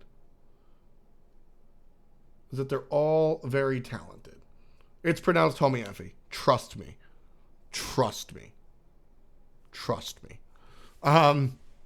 They're all very talented. And if you give me this lineup, I say, wow, how did they wind up on the same team? This team is going to go places. That's interesting. And so there is no surprise to me that SOAR is a top-end team. Jigs, fantastic leader. And honestly, Whirlwind is very vocal as well. I imagine, and hopefully, I feel like Whirlwind in the past has had sometimes when your job is to work as a team and you are a part of that team and you open your mouth and you pitch ideas and you bring things up and they immediately get shit on, you sort of lose your excitement or your enthusiasm behind offering up those ideas, etc.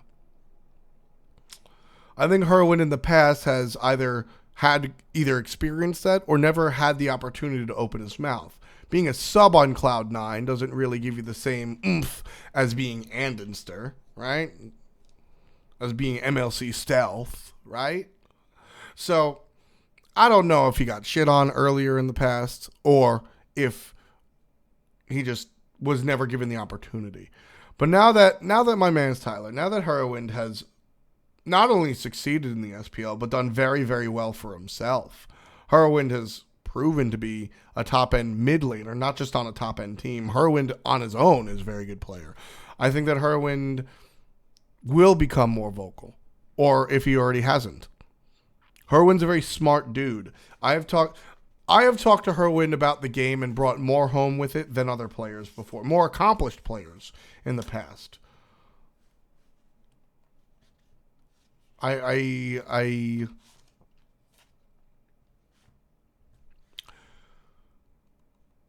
Jigs and Whirlwind combined will create a very good leadership portion for this team, which I saw a couple of people kind of concerned about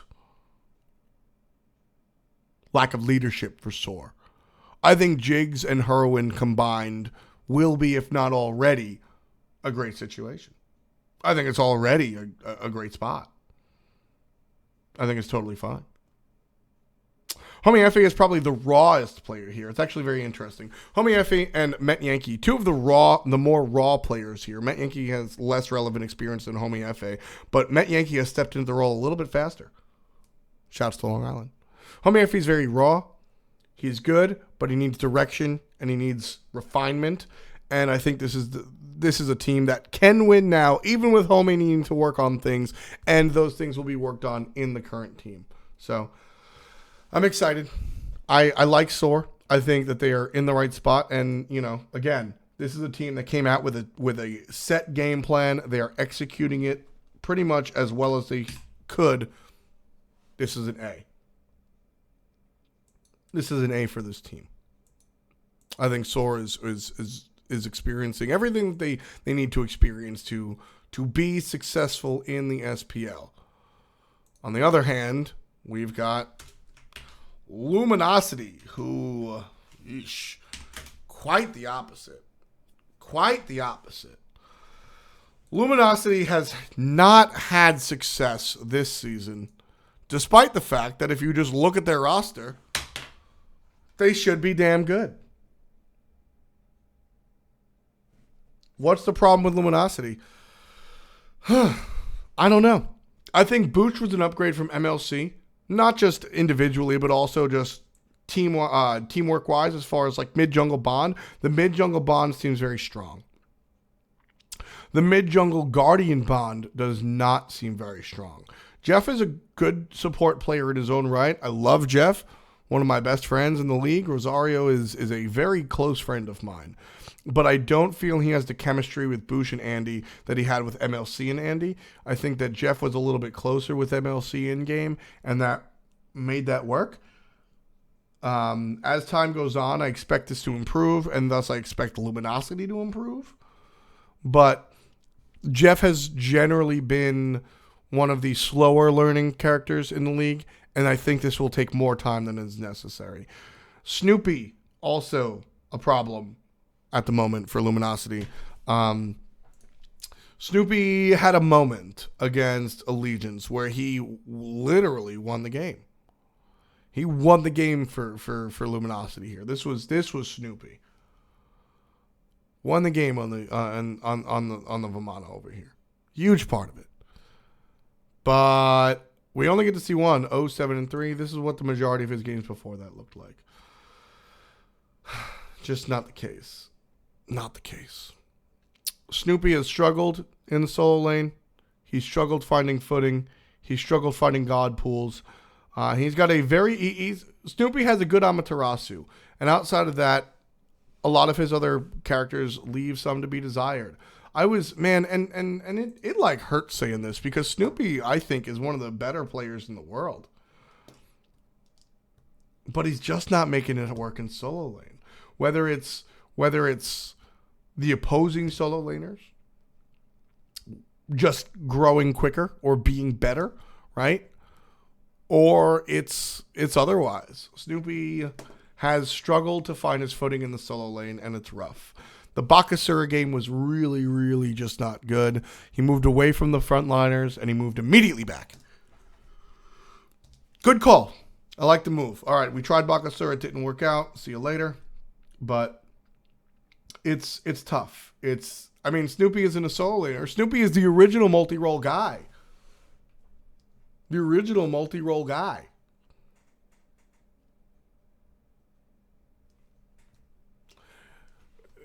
Snoopy needs to drastically improve for Luminosity to find some wins, and the core of this team, Jeff, Boosh, and Andy. Jeff needs to get this on the same page as the Boosh and Annister for this to work out.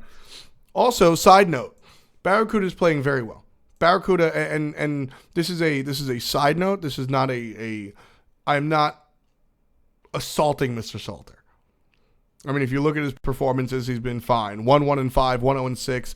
He had a bad game. 1-1-8, 5-3-4. Like, that's totally okay. But so the difference between this year and last year when it comes to Smite is largely the hunter role. Hunters are being rewarded for being aggressive because now you can fight in lane. Before, the power curve was such that if you died in lane, it just wasn't worth it because now your stacks are from it, blah, blah, blah, blah, blah, blah, blah, blah, blah, blah, blah. Now it's much different. Now you can fight. Now you can fight in lane. So Barrett has had a good season. He's had a fine season. But Barrett is a more passive hunter than all three of the guys that we see on the teams above him. Zapman, the mascot for aggressive hunter play. Met Yankee quickly solidified himself as a I will jump on you level 2 type guy. And Panda Cat, like I said, Challenger Cup, Pro League, otherwise, Panda Cat has always been super aggressive. No, exactly, Mask. Exactly, Mask. And, you know, I'm not shitting on Snoopy. Everything you're saying is true. Snoopy is learning a role that is difficult and requires a lot of knowledge about the role. It's a very deep role. It's a very thick role. It's not just, you know, it's not just pick your god, learn your build from SmiteJunkies.com, and then push go. There's intricacies in solo lane more so than other roles. Whether it's matchups, itemization, rotation, team fights, etc. So it's less a shot at Snoopy like, what the fuck is wrong with him? Why isn't he doing it? And more Snoopy's in a rough spot and he's not doing well. He's not sort of expected to do well, but if Luminosity want to do well, Snoopy has to step it up. So it's you can't lay into Snoopy. I think that there are people that you can lay into. We haven't gotten there yet. But Snoopy's not there. You can't lay into him. You just got to understand that he's set up for failure. Snoopy will be you can expect Snoopy to be a strong solo laner, fall split. Not now. Barracuda, like I said, is playing fine. Should he alter his gameplay? I very rarely say yes, but I'm not going to say no. I'm not going to give a hard no. I think that Luminosity can succeed if Barracuda doesn't change anything about his gameplay. Adapting with the hot host, love you very much. I think Luminosity can do very well without Barrett changing his gameplay. But Panda Cat, Zapman, and Met Yankee are three of the most aggressive hunters I've ever seen. Three of the most aggressive hunters in the North American SPL. And they're on the top 3 teams. With the way power curves work, hunters can fight more. And the dudes that do are successful. Connect your own dots. So Luminosity, how do I grade them? How has their season been going? Based on what they were expected to do and what they were supposed to bring to the table, this is not a good look. This is not a good look. I think realistically, you can't give them an F. They're doing well enough that you can't give them an F. This is the number 4 team after all. They are the last team above 500. They are on the positive side. So they're not an F, they're not a D. I think they're a C. I think you realistically give Luminosity a mid-season or a mid-split score of C. This is rough. This is not how it's going. And this is not what the guys in Luminosity or their fans expected. Cajun Agent, why don't you read? This document was made 5-6 weeks ago. But so this is a C. They could have done a lot worse. I think that if you're on Luminosity and you wind up at this midway split and you are even, if you are 8-8, or if you are negative, if you are 6-8, this C very quickly turns into a D-. But it's a C. They are positive. They're not losing every game. There is still hope. This team is not out of the running for Dreamhack. I don't think Luminosity is completely out, but judging from where they were supposed to be, judging from the star power on this roster, This team should be number 1, and they're just not. And because of that, you got to give them a C realistically. Sean J5. Wait, a team with pain is top again? What's new in Smite? Yeah, no, man, it's almost 12. But we cut early last week, so we're going to go late this week. Plus, with no SPL, extended version. Y'all should, somebody tweet that and I'll retweet it, okay? Denial Esports, Orange Dog Video Games. Up next. How do we feel about, well, that's hilarious. How do we feel about our good friends, Denial? How do we feel about Denial? Well, remember what I said about Luminosity? Remember what I said about Luminosity? So actually, Celera brings up a very good point that I want to interject real quick. Celera brings up, and if I'm pronouncing your name wrong, I'm deeply sorry. Luminosity is the only team that lost to Randozzo's.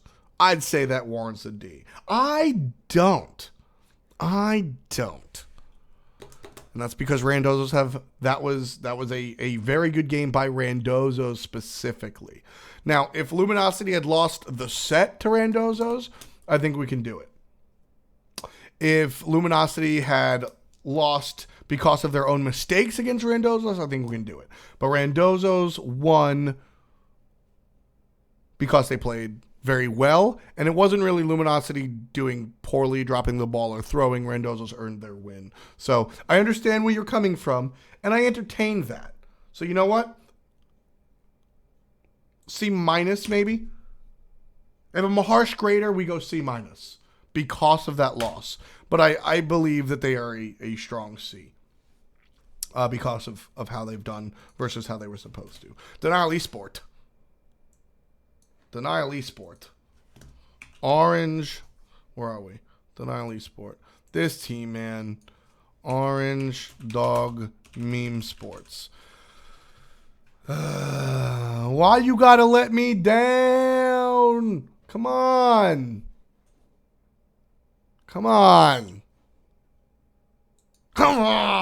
man. I'm so mad about Denial, dude. I'm so mad about Denial. I'm just really not happy about Denial. I had predicted Denial as number 2. I said Denial's going to be number 2. Listen. Enemy broke in 2. And you had the good side, Drelo and Salt Machine and Vedium, the guys that won, and the bad side, Chaos, the Jean Quay of finals, and Pain, the guy the team was trying to replace. Duh. The good side gonna be good.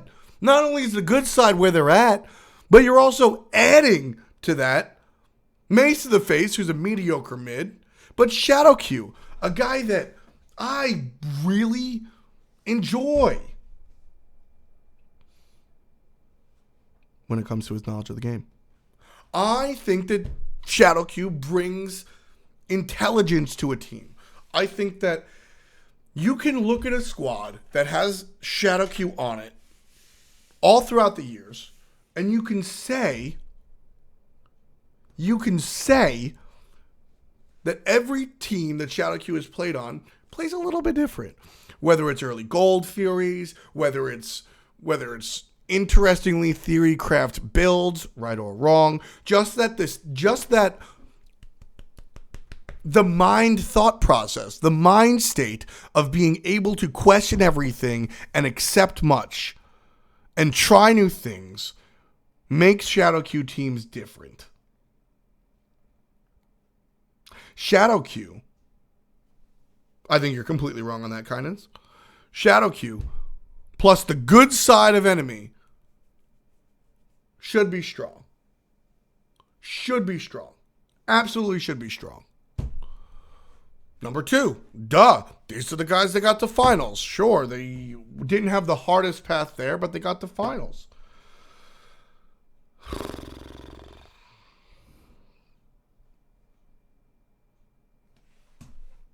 Denial currently sit 5th. They are currently completely even. They are 6-6.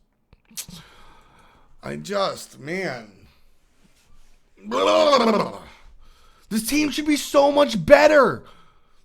They even switch out Mace to the face, who, like, I like Mace. He's a cool dude. Chris is cool. But Mace has always been lacking for me. Mace has never been a strong player. I wouldn't call him a bad player. I wouldn't call him a terrible player. But he is an okay player at best. His accuracy is not very strong. His God pool is relatively small. Mace is just not the player that I look to if I want a mid laner. And they switch him out for Xenotronics, who has quickly become very strong. He left on his own. He switched out, whatever. Denial releases Mace to the face. That's my point. So what happened to Adjust? He had issues communicating and and all of this. Mask, I love you. And so here's my deal. So to be fair, to be completely fair to Denial was supposed to start the season with my boy Mask. And they didn't. And that sucks. And I think a big part of Denial's like not good stuffness comes from the fact that Mask wasn't there. You guys can look towards me. You guys can look towards the beginning of the season when I was preaching the Church of Mask. Shit. You guys can look to last year when Mask got banned on Really, where Cret and I break the news of Mask being banned, and I call him a fuckboy on stream because I think that Mask is one of the more talented dudes out there, and he's a smart guy, and I was upset that he got banned because I thought he was better than that. I have been preaching Mask's level of talent for, like, years. So when I put Denial as number 2, a big part of that came from Mask. A big part of that was the fact that Mask... Look at Mask. A big part of that was that Mask was on this squad. And he wasn't, and things weren't very good. And that sucks. But that's part of the conversation. Losing Mask as your jungler, whether it was Mask or whether it was the team, I don't really care. The situation was that a very good part of the team went in a different direction. And if that is the reality. And if your team is doing everything it's supposed to be doing, then that's not going to happen. That's just not going to happen. So, as a whole, as a unit, you got to look at Drelo included. We'll make him regular size. He can stop being a tiny boy. You look at Drelo included. Every single member of the squad has something to do with Mask leaving the team and going elsewhere. Even if it's just Mask thought Envy was better posed to winning the SPL, well then you guys aren't good at, like, whatever the situation was to make Mask leave. That's a team problem. Right? Like that's a team problem. There are struggles earlier in the season, that's a team problem. This team was sub 500 before Mask comes back. Right? Like, Mask comes back, and all of a sudden, Denial's able to mollywop Envy. Like, they're able to just destroy Envy. Like, new Counter-Strike map in the rotation, destroyed. See you later. Envy got smacked. Absolutely. And if we go, and this is, I love this part. I love this part. This is the part that I love the most. Is if we go and we look. Come and look at game number 1, shall we? Look at game number 1. Mask goes 1-3. Look at game number 2. Mask goes 4-1. These aren't, man, we got the world's greatest jungler. This isn't, oh my God, he went 20-7. He went 45-2. This isn't just Mask going, all right, let's do it. Like, that's not the case. That's not what this is about. This is Mask coming together with the team. I got you. This is Mask coming together with the team and being a part of the team, and the team as a unit being able to be successful off of it. That's what this is about, and that's what makes a team successful. It's funny how one player can make a team successful, but it's not that play. It's not the single player making the team successful. It's the inclusion into the thing larger. It's the inclusion into the whole that makes that player change everything. Did Mask change Denial? Absolutely not. This team has been waiting for this. But Mask is an integral part of what makes this team work.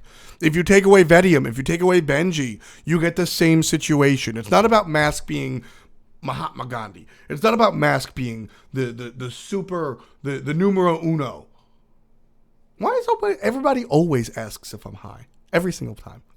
But it's not about Mask being the single best player in the fucking world or anything. It's about Mask's ability to just fit in nicely with the squad.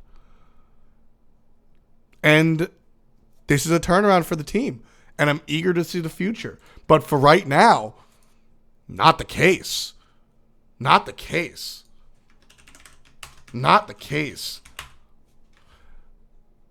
Not the case. This is you can't judge a team off of their mid-split bye week, right? That's what we're doing here. We're gauging how these teams have performed from the beginning of the season until right now. But at the moment, the future looks bright. But Dank Nile, not doing it. I think they deserve lower than a C. Luminosity was expected to be the number one team in the league because just look at those names, LOL. And they are above 500. Where are we? Leagues, spring split, standings. They are 8-6 at the moment. They are 8-6 at the moment. They are above 500. C was all that I was willing to give them because of their performance in the first half has been abysmal, but not F-worthy and not D-worthy. Orange Dog Meme Sports. D for Denial. D for Denial. D for Denial. What was Denial's real expectations? I had them as number 2. This is a good team. Drelo is a fantastic coach. All he does is meme on Twitter, but it's actually really funny. I want you guys to follow Drelo. Not just catch the retweets. Not just catch what people like LOL with him afterwards. Not catch that stuff. Follow Drelo on Twitter. The plus minus ranking is the streak, if I'm not mistaken, but whatever. Follow Drelo on Twitter because Drelo gives sneak peeks into his true self. Drelo is a great coach, and you catch all the memes, and you catch all the chalks, and you catch all the nonsense. But Drelo has moments of insight that he chooses to share. And in fact, I'm sure Drelo sits there going, man, I've been too real on Twitter lately. Let me retweet World Star Hip Hop and then tweet out a SpongeBob meme. I'm sure that is a calculate. That is just another example of Drelo being calculated. I don't know what to say to that, Salira. I have talked much about not the scoreboard, so I think you're high. Drelo is a dude that secretly is very smart and very hands-on, and he's fantastic. Vedium showed that people say a lot of things about Enemy not deserving to be in the finals or at Worlds, or they didn't earn their way there, but those same people will say that Vedium solidified himself as a top hunter. Shadow Q has a different way of looking at the game. I'm skipping Mage to the face. Mask is my boy Mask. Benji, Salt Machine, wound up being a great soul laner. These guys were set up for victory. These guys were set up to be successful. And they weren't. They were so unsuccessful that they lost their strong jungle player. They made the right move in switching out Mace to the face. I think Xenotronics was a good move. But they haven't been successful, and I don't know why, and that's a problem for me. This team is much better than they have succeeded so far, and so they get a D. Not only have they not found many wins. Not only have they lost against teams that are that they're better than, not only has Denial shown that they. I very rarely like to say that teams don't respect or take it easy, but I think you can look at a game or two this season, probably less than most people say, and look at as Denial putting their feet up, and that's not healthy. You look at the fact that Mask left the team when Mask is friends with everybody on the team. That's not a good look. That means that, I'm pretending to know what Mask was thinking, but Mask is friends with everybody on the squad. He's performed better because he's friends with everybody on the squad. And when it comes to Denial, I mean, there's a reason he left. Meme Sports gets a D. Not looking good mid-split. Coming up next, who's up next on our mid-split standings? We've got Team Envious.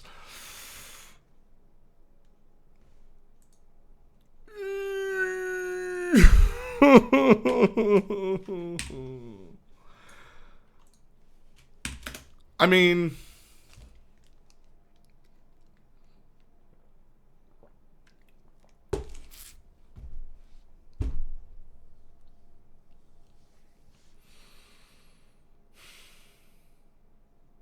Team Envious.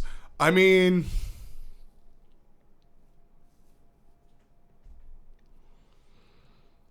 Omega, one of the best players in the world. Cyclone Spin, one of the best players in the world. MLC Stealth, one of the best players in North America. Kiki, fantastic role player. Weaken, did his job, no longer on the team. Weekend leaves. Musical junglers. Problem already. You remove a person, you better have a secured replacement. You have to. You absolutely have to. Look at Fnatic. They made the swap. Captain Twig and Badger out. Completely out. Right? They know that. They're just not there. But they got replacements, and those replacements has stuck there. Here? I don't know. Musical junglers, now that they have Ionic, things look good. Now that Omega's going to be jungling, things look good. I'm very happy about the role swap. I'm very happy about, my electrolytes, they are in my water, Volpe. I'm very happy about the role swap. So basically, Envy have switched things around a little bit. Omega's now in the jungle. Ionic has joined the team permanently. And he'll be playing support.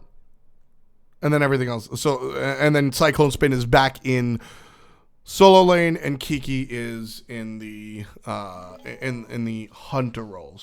So just to break it down, because it's a little confusing, you've got solo as Cyclone Spin, which is fantastic. You've got jungle as Omega, which is unconfirmed, but in my opinion, probably fantastic. You've got MLC Wealth in the mid lane. You've got Ionic in support, which I love, and then you've got Kiki in the hunter role. This is fantastic. This is a great lineup. I am excited for the future for this team. I like this situation. I think that Omega will be in the same spot where Snoopy is, as far as, it'll take him a little while to learn. But I think that Omega will adjust rather quickly. I've heard good things about their scrims, but scrims don't mean shit. I have lots of excitement for the future. Omega hates jungle? Well, that's not good. Omega does play a lot of gods. So there's this meme. There's this meme about Omega being a one god wonder. He's a solo laner. And the same gods win over and over in solo lane for a reason. But at the end of the day, Omega can play what Omega can play. Intelligent people aren't concerned about Omega's god pool. So the future of Envious, Cyclone, Omega, MLC, Ionic, Kiki in those roles. I love it. I think it's awesome. You get a point for that. So they don't get an F. But I think, honestly, I think if you were to ask Envy to grade their first half of the season as well, they would probably be nicer than I am, but I think they would be at least understanding of where I'm coming from. This team is sub 500, and I had them placed originally as 4. Realistically, I thought. So, I mean, here's the deal. Realistically, I did not think Envy was a 1-2 team. I thought other teams were involved there. I thought we had Looney Tunes, Easy 1, Soar, Easy 3, Denial, Easy 2, and things have been crazy. Right? Everything's been nuts.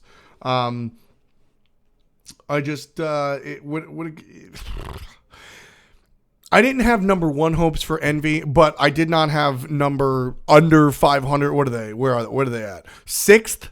6th in the league? One more win above relegation status? Not where I expected them to be. This is not where a team like Envy belongs to be. Whether you had them placed here or here, they don't belong here.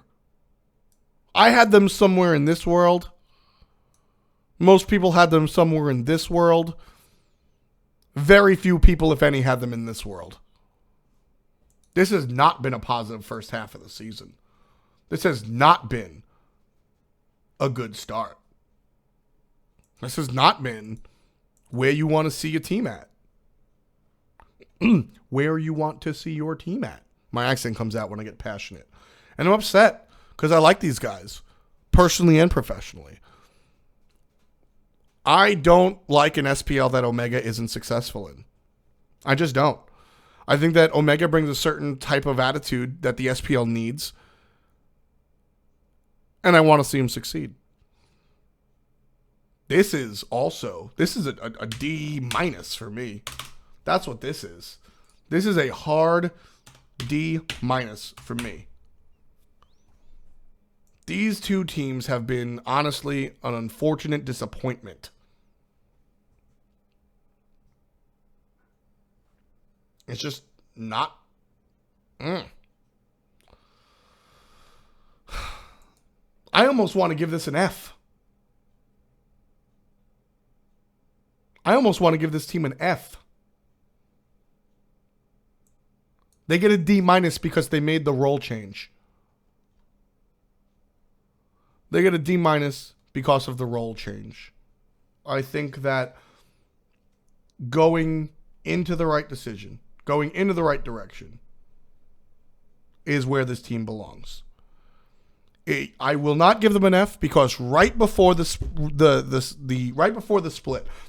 this is analyzing everything that happened in the before the first half of the split. Right before the midweek, the bye week, they made the right choice to switch roles, bringing Yannick on full time, and I think that is a good look for the future, which is why they don't get an F.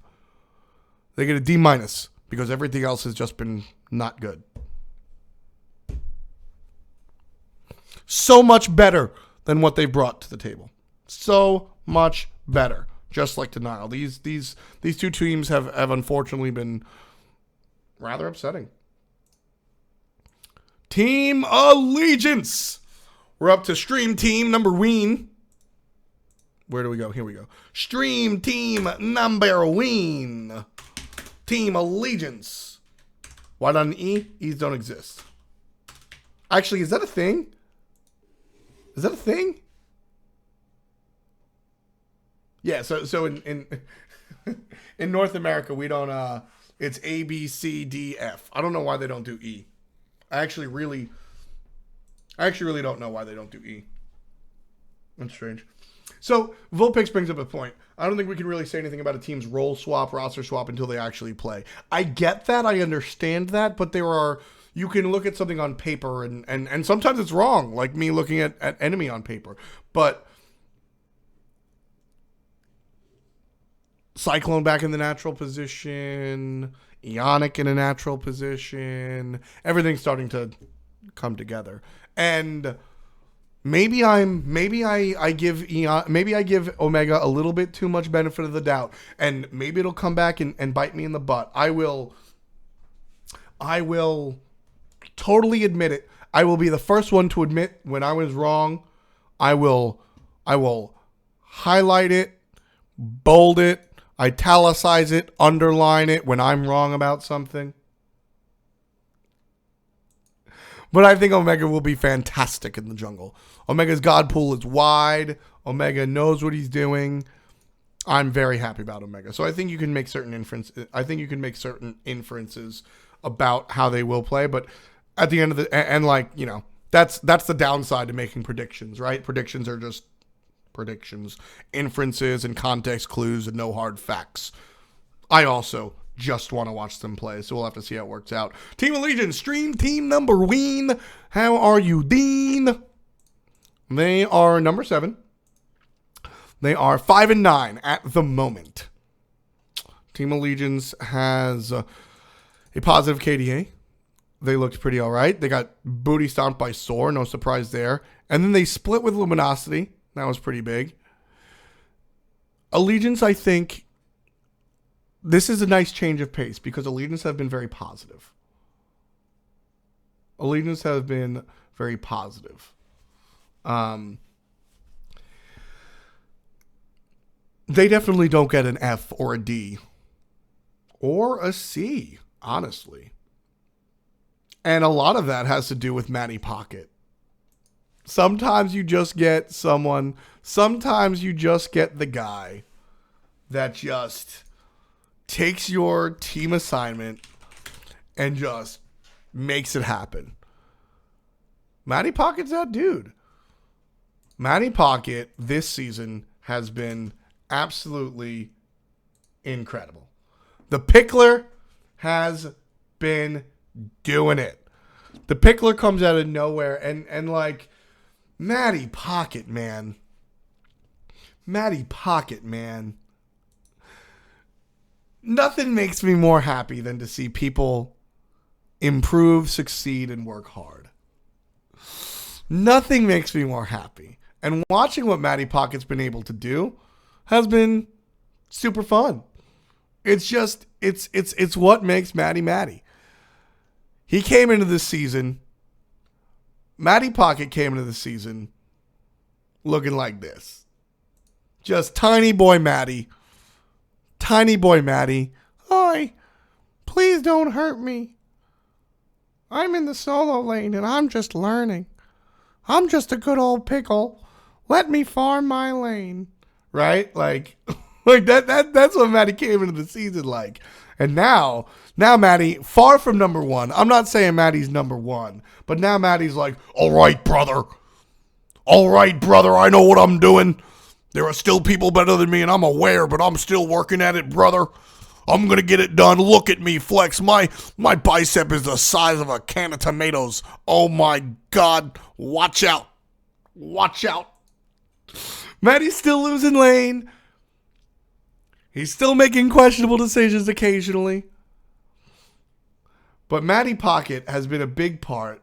Yo, I have my fair share. Nope, I banned the wrong person. I don't need your... Sorry, Easy Mac with the cheesy raps. My bad. Anyway. My man's Matty. He's still losing lane. He's still getting smoked occasionally. He's still, like, getting wrecked. Sometimes. Every single week, you watch Matty play, he gets better. Every single time he plays on stage, he gets better. It's exciting. There's no secret that my man's Matty's been working. There's no secret. He's streaming it all the time, and then he's playing on without the stream on. Like Matt has been working very hard, and I think that Matty is a big part of what has made Allegiance more successful than I anticipated in my eyes. Now, I said Team Allegiance would be number 6, and they're actually number 7. Fair to note that I said that Enemy would be number 8, so if you take Enemy out of the context, then Allegiance is doing exactly what they expect. But even though I expected them to be in this position, I never expected Allegiance to be a top team. I don't think that they will be a top team.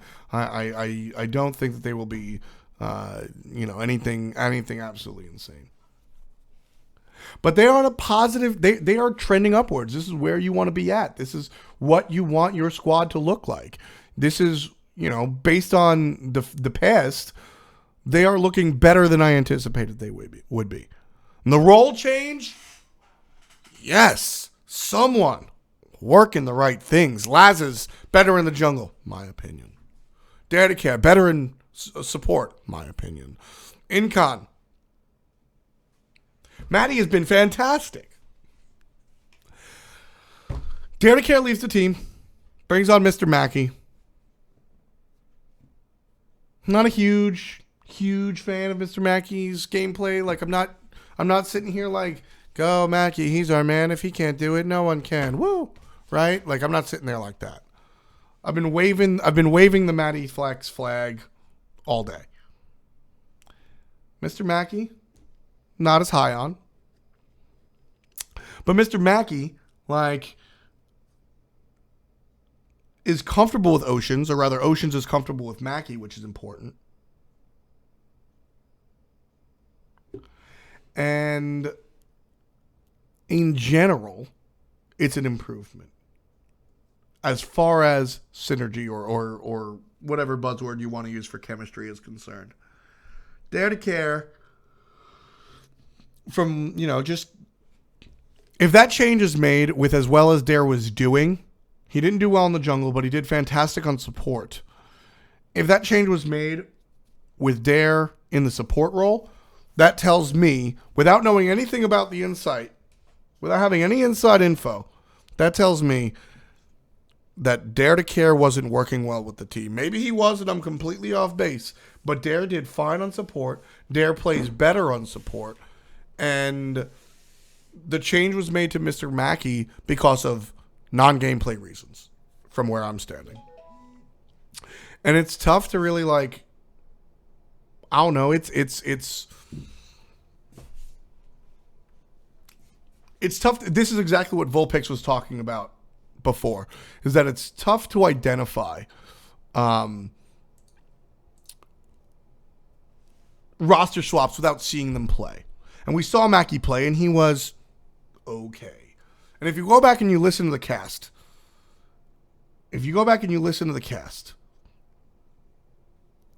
me and Kevin, game 1, Mackey sucks. But you see a couple of the things that are like, all right, Mackey got picked 18 out of 12 times, like he's 2014 Badger.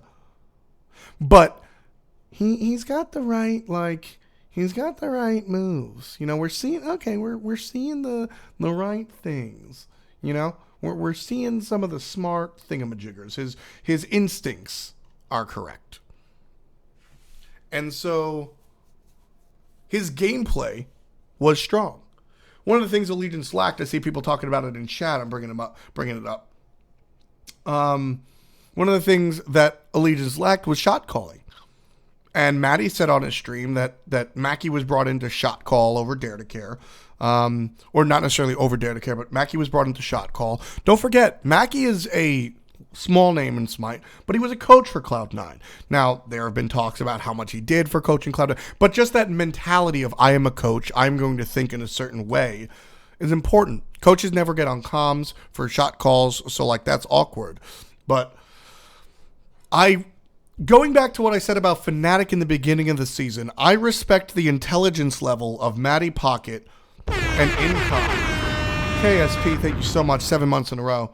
I respect them in the minds of Maddie and Incon when it comes to running that sort of team idea.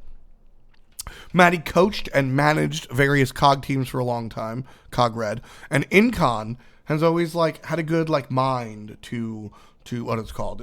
I like Incon's mind when it comes to teams and people, and Incon's a people person. So I have to trust that the Mackey move is the correct move.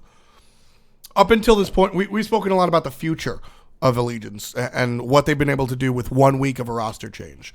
The start of the season was more positive than I think a lot of people might have said. So overall, keep in mind that these are our conversation here, our letter grades are about where the teams were expected to go, where they started, and where they actually wound up.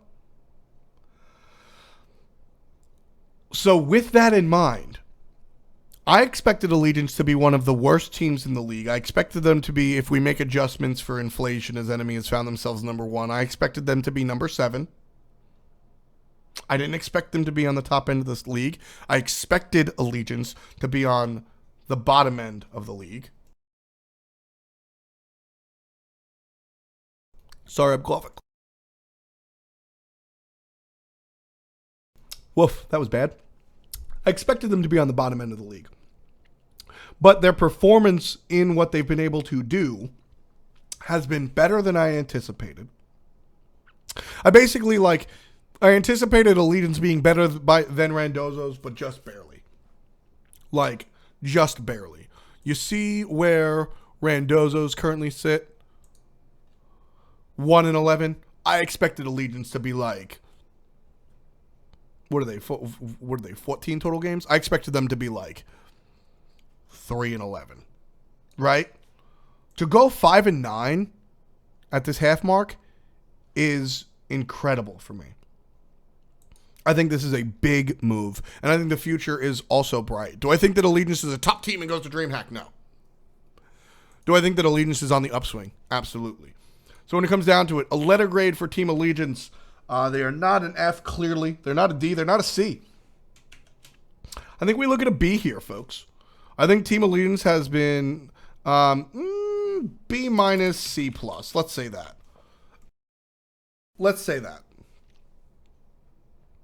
If we gave Luminosity a C, Luminosity I should probably give a D.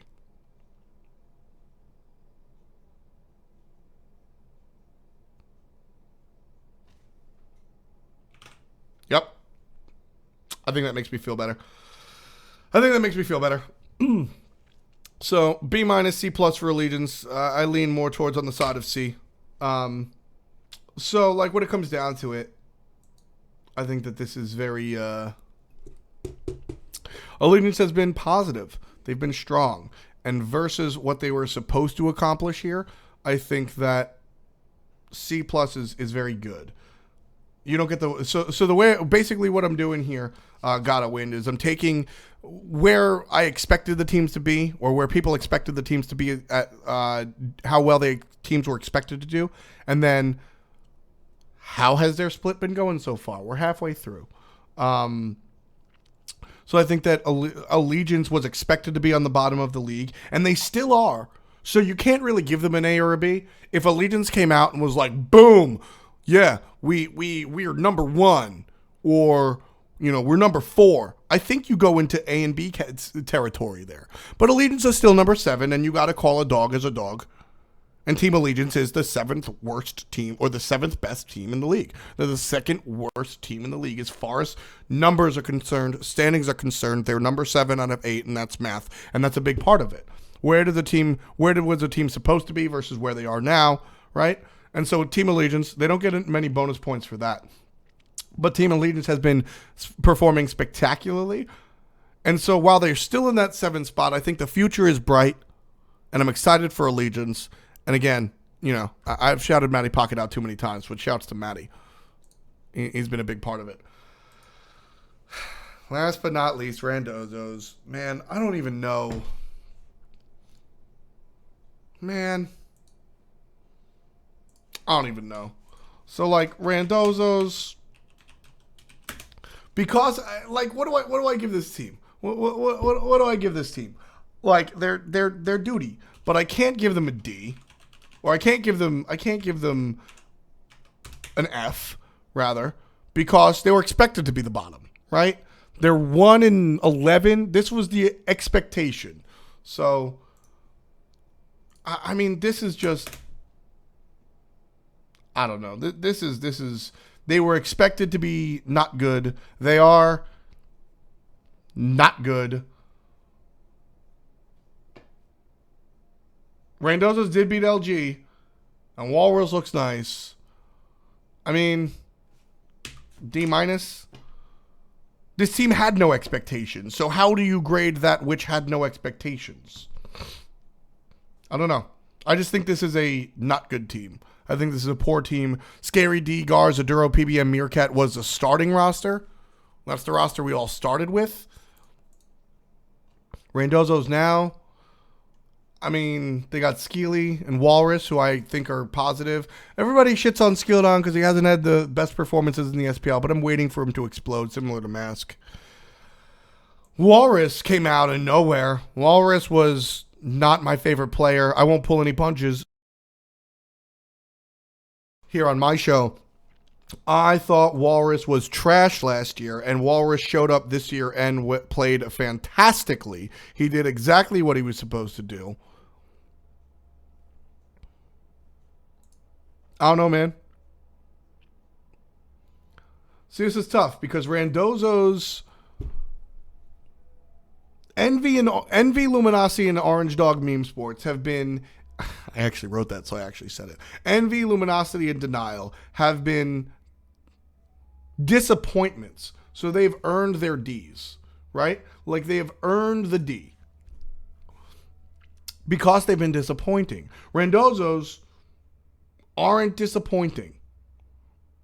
Randozzo's aren't... You know what Randozzo's get?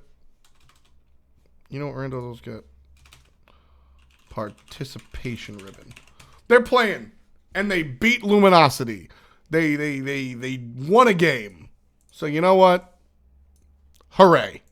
Like, hooray. There's literally nothing else you can expect from these guys. I wish that they were better. I really do. Especially when you look at, like, I don't know, man. It's just tough. I don't know, dude. Their roster right now is going up. Walrus, Skeleton, Enduro, Scary D, and Meerkat look like a team that could potentially do something. Maybe they switch. Maybe they get some wins, but no grade for Randozzo's because you can't call them a disappointment because they were never set up to win anything anyway. So, NA, North America. North America, last look. Enemy, because of their fantastic season, they proved a lot of the haters wrong. They have proved a lot of everybody incorrect. They get an A. Eager, same thing. Not a lot of people expected these teams to be top end of this situation. Eager gets an A. Everything they've been doing has worked in their favor. I think that this meeting of the minds, specifically Divios, DJ, and Zapman, I think are a very good culture for the squad. And I think that this, in general, is a good move. Soar as well. Soar, A. They have not made any roster changes. They haven't had to. Met Yankee has surprised everybody. The leadership of Jigs and Herwin has been a really big deal. Baskin is the best team, is one of the best players in the world from Omega's mouth. So, I mean, Soar, everybody had high hopes for them. Not only have they succeeded in achieving those high hopes, but now they're tied for second. They are A as well. Luminosity, one of the bigger disappointments of the first split. They're 8-6 at the moment. They were supposed to be like, this line break is not accidental. This line break, there was a line break here as well. I deleted it in our conversation. This was supposed to be like Looney Tunes LG now will be like Panthera and just sit up top. That's not the case at all. 10. D. Denial. Also get a D. I expected this team to be number 2 only because Looney Tunes was clearly the Panthera of North America. I expected Denial to take the better parts of Enemy and do good work with them, but between losing Mask or having Mask leave, that was bad. Making the swap of Mace to Xenotronics was good, in my opinion, but this team has also been a disappointment. I expected a lot more, and I'm upset. Mask has rejoined the team, so they have a future, but it's a problem that Mask ever wanted to leave the team in the first place, so D for them.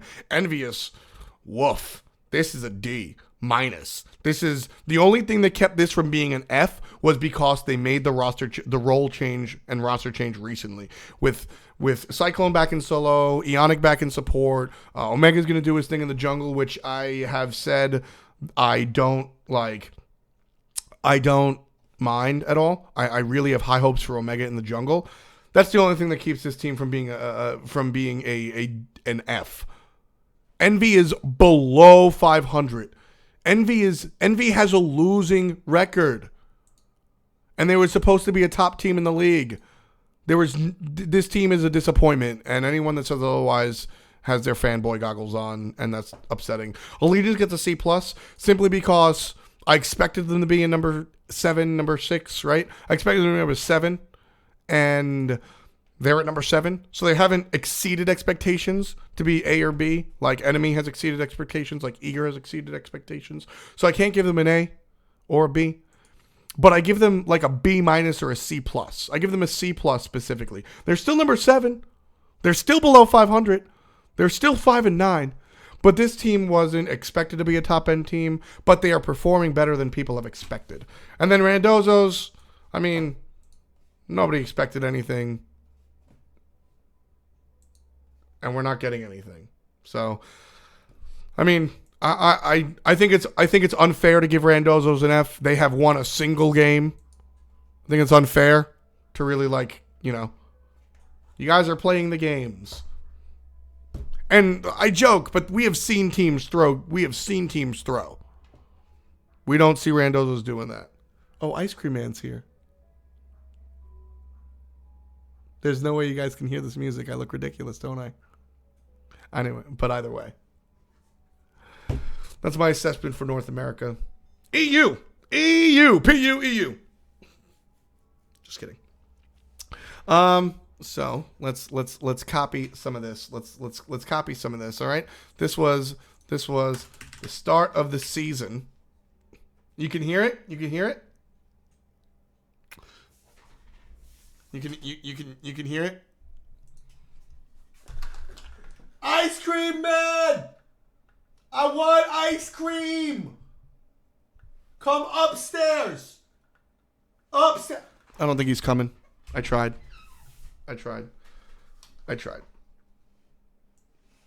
Courage with the I can't hear it. You always look so serious when you put like a period. So, EU. Let's take a look at good old EU. Boy. So, Panthera. I think we can get past this one very quickly. Panthera are 15-1. They were expected to be 15-1. I think you look at Panthera. God damn. Caps are too cool. I think you look at Panthera. And you say, all right, this is kind of what we expected. This is kind of, par for the course. So they get a participation. No, this is an A+ team, dude. This is, you know what? They get an A. They don't get an A+ because they lost a fucking game. Dead serious. Absolutely serious. 100% serious. They don't get an A++ because they lost a game. A team like Panthera should be 16-0 right now. So Panthera does not get an A+. They get an A. You gotta be you gotta be fair, right? They are the best team in the world. They are easily going to win a lot of things. But if A+ is perfect, they are not perfect. A for my beautiful Pantheras. A for this squad. They have performed exactly like we expected them to. They did lose a game, and that's rough. But they get an A. No A+. No A+. Do we get an A+ do we have an A+ at all? We didn't see one in NA. Enemy might get an A+. Enemy might deserve an A+, honestly. Where are we? 10-4? Enemy might deserve an A+. I might have to go back and change that. But Panthera, they get an A. Easy. Not much conversation needed there. Who is number 2? Let's take a look. Paradigm, number 2. They are 8-4. I think Paradigm have looked very strong. I think that you could easily expect them to be number 2. I think that you could easily look at Paradigm and expect them to be number 2. I had them at number 3 because I had Fnatic at number 2.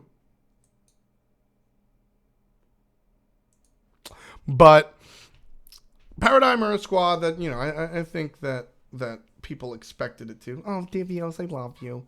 I think that people expect Paradigm to be good. They're not only are they a team that haven't really made changes, not only are they a team because that they have, not only are they a team that didn't make changes, or rather, they're a team that saw success last year. I mean, this is again, this is exactly what I expected out of Paradigm. That's why I had them at number 3 beneath Fnatic. Like they haven't struggled necessarily. They haven't lost games that they shouldn't. Or they have lost. I want to take a look at all of their matches. Why can I only see recent freaking matches? So let's look at the schedule as a whole for schedule European week 1. Paradigm played against Fnatic and they won. They won hard, 0-2. Week 2, Paradigm lost against Panthera. That's totally fair. Week 3, Paradigm lost against Dignitas. They went 1-1. That's interesting because I don't think that's a match that they shouldn't have lost. Week 4, Paradigm split with Cringe Crew as well, similar to what I just said. And then week 5, Paradigm go ahead and, just Molly Stomp Hungry for More. I think that you've looked at a lot of stuff that you expect Paradigm to do. I think that some of the surprise losses for Paradigm are less about Paradigm dropping the ball and more about certain teams overachieving or doing very well. So I think that Paradigm have performed admirably. I think that Paradigm also, just because of, I might want to see them pick it up a little bit. So let's say A-. Let's say A-. I think that coming into it, I expected Paradigm to be a number 2, number 3 team. Fnatic, just like Enemy, doesn't count because it's so drastically wrong. So I think everybody expected Paradigm to do very well. Why did I Google Matty Pocket? I have a crush on Matty Pocket. Deal with it. So Paradigm, easily A-, I think. The minus strictly because I think that Paradigm can beat Cringe Crew and Dignitas. I respect that Cringe Crew and Dignitas beat Paradigm. I don't think that's like a, how could you lose to this team? Oh my goodness, you're so dumb. But I definitely think that Paradigm has the potential to beat them, and they didn't, so they get an A-. But at the end of the day, I think that Paradigm are A-. More good than bad. And yeah, you know what? I'm making that switch. Enemy gets an A+. Let's take a look at our standings. Who's up next? Cringe Crew, ladies and gentlemen, 7-5. Representing the former London Conspiracy, it's Cringe Crew. And they have been a huge part of what Cringe Crew, of what they've been able to do. Yes, we'll get to Team Feels Bad Manitas in a sec. So, Cringe Crew, spectacular. I originally had Cringe Crew as a middle of the pack team.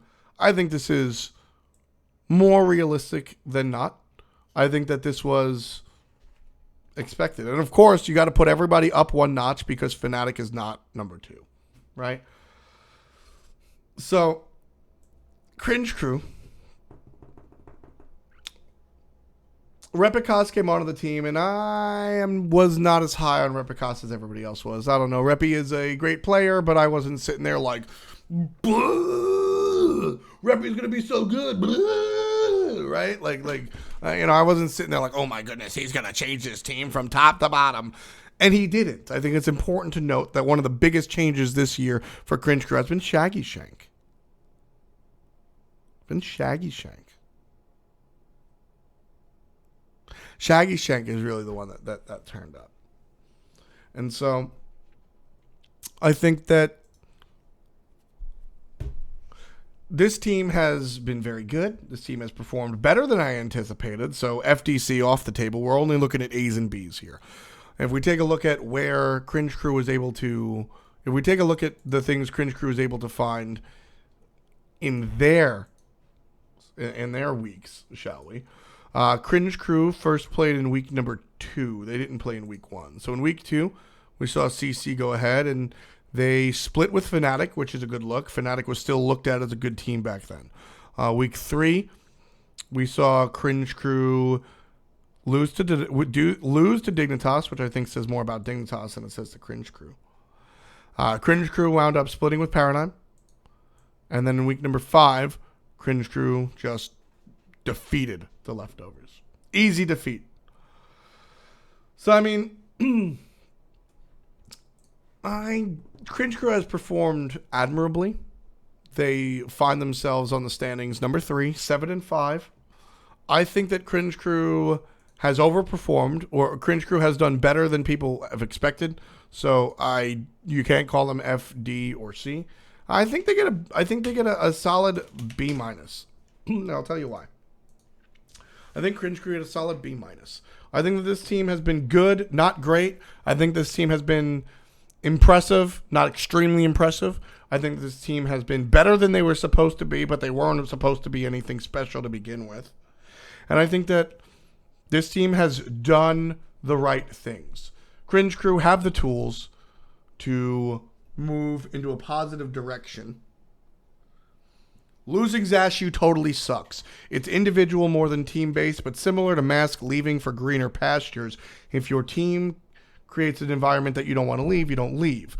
If your team is able to coach Zashu and teach him nicely and get Zashu to not be that dude, then Zashu sticks around. Zashu was a big part, and I think Cringe Crew would be more successful today if Zashu was still around. Zashu's neither here nor... Zashu's no longer there. Is it unfair to me to put Zashu's personal drop on Cringe Crew? Maybe, but I'm doing it anyway because I believe the team is a family and a family is a culture, and a culture should root that out of you. Worth noting, Zashu is, he said, look, my bad. He's young. I think that everybody, especially young people, deserve a couple of chances. Zashu's asking for his chance this time around. As far, not competitively unbanned. I'm talking about just like being respected and fine. That's all well and good. Zashu started a YouTube channel. I'm excited for it, so it's cool. Cringe Crew could earn some extra points if they changed the name. Sure. Do they not earn a higher grade for taking the only game off of Panthera? I think that's part of what gets Cringe Crew to being where they're at. I think that gets Cringe Crew to being where they're at. The fact that they were the only team to take off a game from Panthera. The fact that, they have been performing well, but they are a middle of the pack team in 3rd place at the moment. So Zashu got banned for BM essentially. He was harassing people in game, and that's not good. So I don't know. Like I said, is it unfair for me to say that? For me to put that in the conversation? Sure, maybe, but I'm doing it. I think that's a bigger picture thing. Cringe Crew B minus, still a very positive score. Very positive score. I like what Cringe Crew has been able to do. But you want to talk about liking what Cringe Crew has been able to do. Number 4, Team Dignitas. Team, where the hell did you come from, Natas? Oh my goodness, boy. Golly gee. This team. Wow. Let me refresh your mind. Team feels bad, man, Natas. I thought this was going to be the worst team on the planet. I thought this team was going to be trash. I thought this team was going to be garbage. I really did. Quantum Haddock brings up a good point. At the end of last season, they were picking it up. They were. I expected Team Dignitas to be bad. A bad team. They're not a bad team. Coming into this season, I was like, Suntouch hasn't played Pro Smite in a long ass time. It's going to take him some time to warm up. Renz is one of my favorite people in the league. Seriously. But he's the Sultan of scrims. Homie shows up doing fantastic in scrims. Everyone's afraid of him in scrims. And then he gets farmed in the Pro League. That sucks. Frostiak was objectively bad. Frostiak had a lot to do with why people thought Variety was bad. Shadow Nightmare is amazing. And then Dark Dodo, who cares? That was my assessment early. Beginning of the season. Before seeing them play. Which is why, as we discussed earlier, me and Vulpix, it's tough to really give predictions because it's all in how they play. Renz has been a lot better this season. Should I say a lot more consistent, right? Renz has been able to just do what he does. Renz has been able to perform as well as he needs to. Renz isn't the Zap Man. Renz isn't the Barracuda. Renz isn't the Reels, and he doesn't have to be. Renz just plays his role, and that's totally fine. Suntouch as the support has been fantastic. Suntouch has played a lot of roles in Professional Smite. I have always thought that support was Suntouch's best role, but Suntouch, like Matty Pocket, has warmed up to the role and the position of being a support and being more for Matty was the role swap, more for Suntouch was the league swap coming into the SPL. Suntouch has improved drastic, or not even improved, has just proved that he can do it with the best of them. So Suntouch definitely surprised me there. Shadow Nightmare was surprised. Frosty, came into nowhere. I don't know where it's up. I don't know where it's gone. I don't know what the deal is. But Frostiak, homie was objectively bad last year towards the end of the SPL. And it's not the case anymore. There's no SPL today. This is the bye week. SPL picks up again on Thursday, but tune in on Wednesday for Esports Weekly. Frostiak, he just wasn't good last season. This season, he is. That's a good move. He's doing his job. He's working out. He's combined with Shadow Nightmare a lot better. So, Frostiak is still not my favorite jungler, but he's moving in the right direction for this team to be successful. And Dark Dodo, I phrased it as a who cares. I phrased it as, the rest of the team is bad. It doesn't matter if Dark Dodo is good because he's not going to be great. And he's not great, but he's good. And he's different, which is very Europe, but it's exciting as well. Dark Dodo is sort of like a baby Game Hunter, a baby Zalia. He's going to bring those Apollos. He's going to bring those Lokis. Sometimes it's going to work, like Apollo. Sometimes it's not going to work, like Loki. But Dignitas, they have everything they need to be successful. I anticipated them being one of the worst teams in the league. I thought that, not just in Europe, in NA as well, I thought that Dignitas and Randozos would be competing for number of losses. I have been proved completely wrong. I have been proved completely incorrect. I'm very happy about that. Dignitas winds up being 500. They are 6-6. And Team Dignitas are definitely not an F. They are definitely not a D. They are definitely above a C. This team is a B+. I want to give them an A because of how drastically they have gone versus my expectations. But without being positive, I can't put them in the realm of A. I just can't. Being even 6-6, Dignitas, B+, man. B+. This is an A in my heart. This is an A in my heart. And a B+ on my paper. Dodo is a solo later. Moving on from Dig, we've got, who else do we have over here? Oops, I think I actually closed my standings page. Moving on from Dig.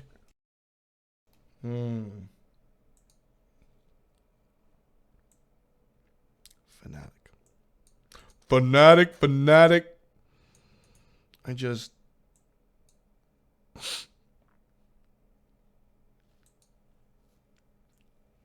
Guys, this is one of the harder times for me in Smite.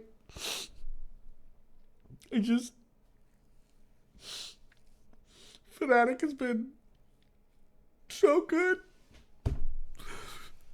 They've always been such a big part of the SPL. They've always been such an important part of what happens in Europe. I had them as number 2.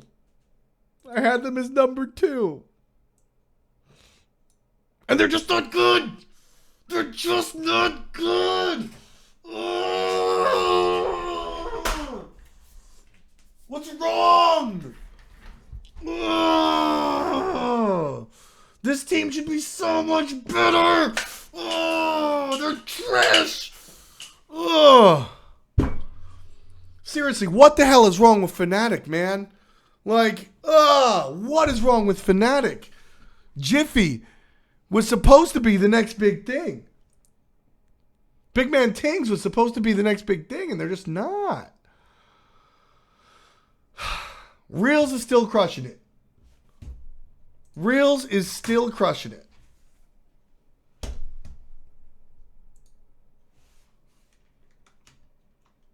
I can't zoom in. 5-11. Oh my god, dude. Oh my god. Fnatic has never missed a LAN. They've never missed a LAN. This is like Fnatic have come up. They are doing better. They're in a better. They have a bright future. Jiffy is finally, after 4 or 5 weeks, turned up. Finally doing it. Finally making it happen. But it's late. Can this team make it to Dreamhack?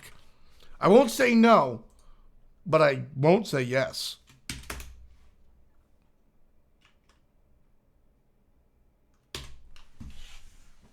Fnatic is our F.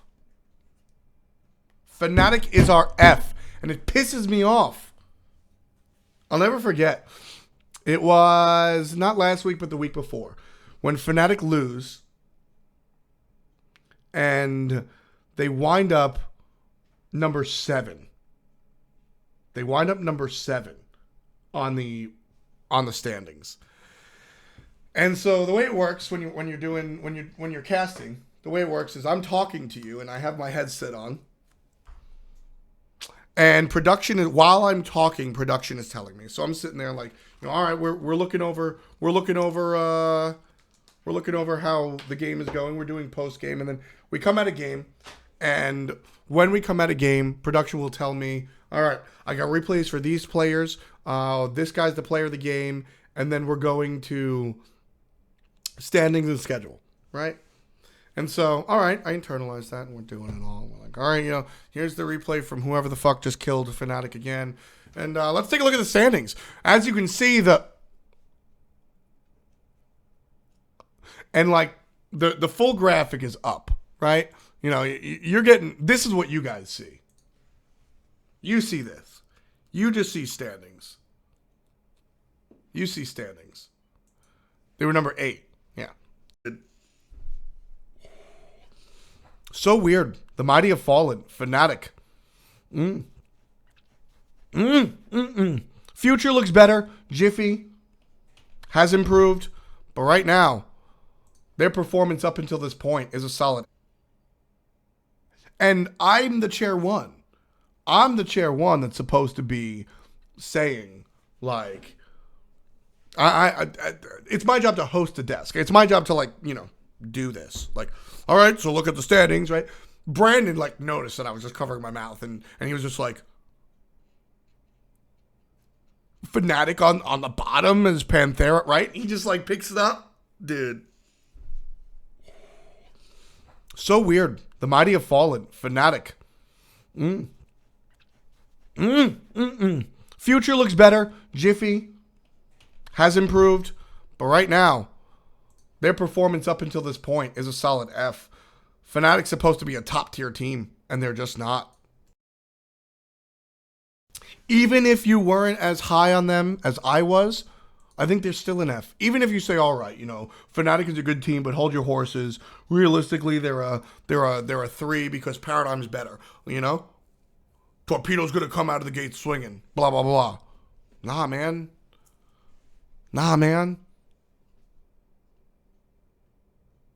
Laner solo, I don't disagree. Reels is so good, that sucks. That really sucks. I wonder if Reels looks for a different team. If I'm Reels, I'm letting it be known that my mind is open.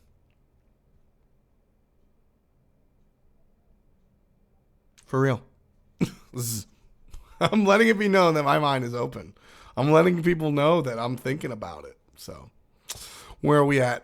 Leagues, spring split standings. After Failnatic, we've got Torpedo Gaming, 4-8. Not doing very well here. Torpedo, not doing very well. 4-8. They're 4-8. Keep in mind, this is a team that made it through relegation. So Wojtek brings up something interesting before we move on to Torpedo. Weren't we all about the process here of Tings and Jiffy being projects and Fnatic maybe dumping a split for better in the long term? No. That's the thing. We are all about the process here. And if Fnatic was supposed to do what you said, then I think that this F would be very different. It would probably be a D, honestly. But Fnatic was supposed to come in with an improved roster. Think about who Fnatic was last year. Captain Twig wasn't good in the jungle. Badger was okay at best, and if you're going to switch your support, not okay. Were not Band-Aid fixes. The roster swaps that Fnatic made were supposed to improve them as a team now. If not now, then in a few weeks. Looking at what Fnatic has been able to do, Zeros has been not as good as he was last year. Reels is the best. Maniac, fine. Jiffy has been a disappointment, unfortunately. Big Man Tings has done his job.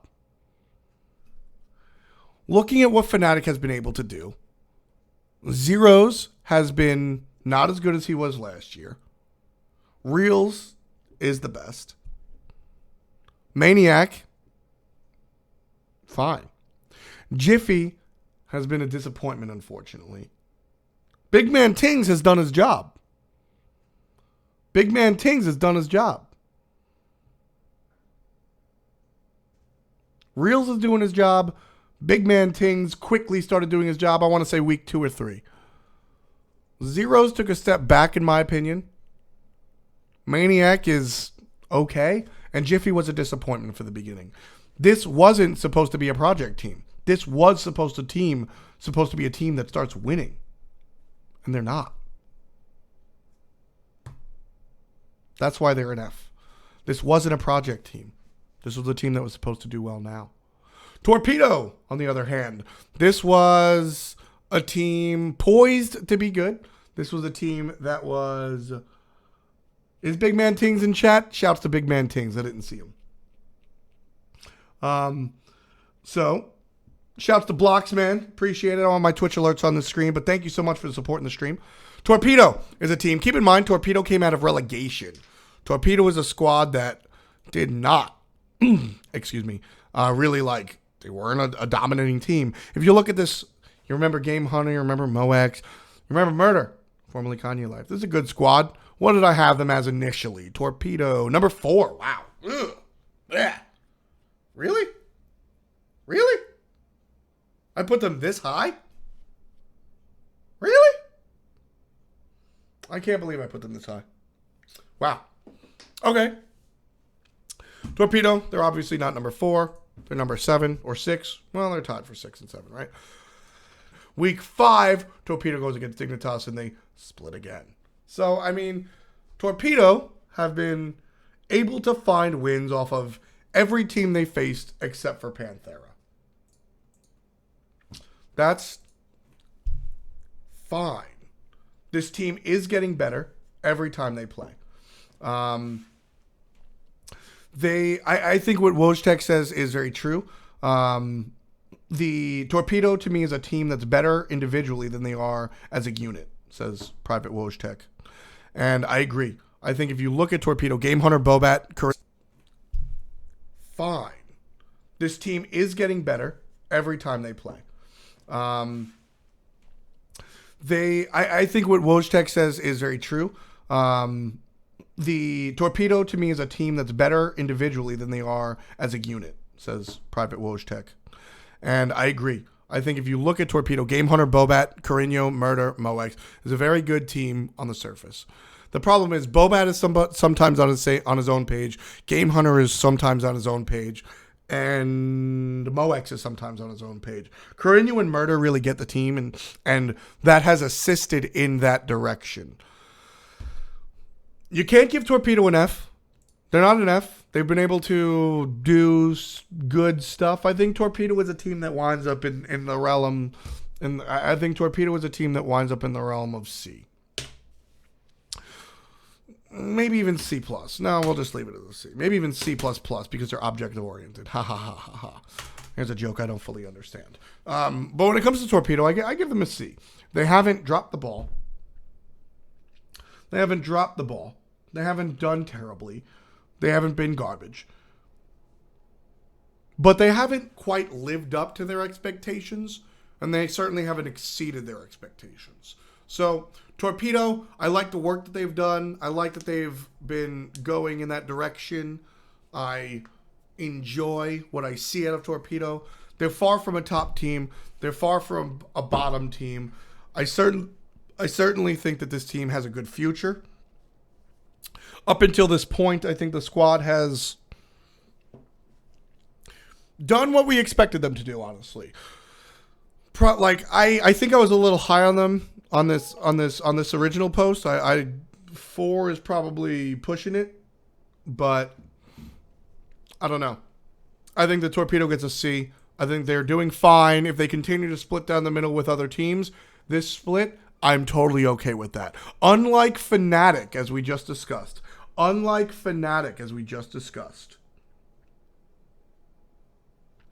Fnatic is a team that was expected to win right now. All right, week 3. They're expected to win. Torpedo is literally an incoming team fresh off of relegations. They weren't expected to win. For Fnatic, this is a season where they go to Dreamhack. They've never missed a LAN.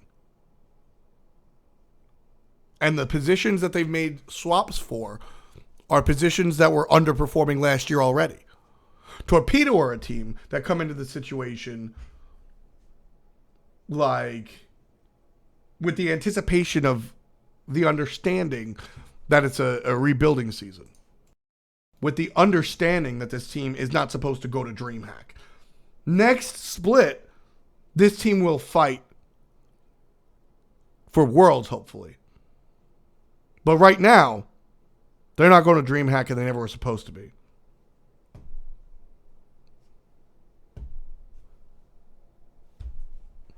So, I don't know. Torpedo get a C. I'm hoping we don't see the Night's Watch a second time, which is basically what this squad was. But I think this team has more ups and downs. Side note, away from the team, I like this organization a lot. It's a young organization. Their owner, it's a guy named ADS or Ads. I don't really know how to pronounce it or what he does, but he's a cool dude. He's very interactive on Twitter and otherwise, and he really believes in his team and likes to do it. So shouts to Barbados, shouts to my man. I really like the organization of Torpedo as a whole. So 10 points to that. Moving on to some of the other teams. Where are we? We've got 2 more. We've got the Leftovers. Boo! Got a lot of friends on this team. I really like the Leftovers. Yeesh. So Leftovers, I predicted as 6, which again we can say 7 because Fnatic is supposed, or actually I guess we say 5 since Fnatic was supposed to be 6. I expected Leftovers to be middle of the pack. I expected Leftovers to be middle of the pack, and they have surprised me.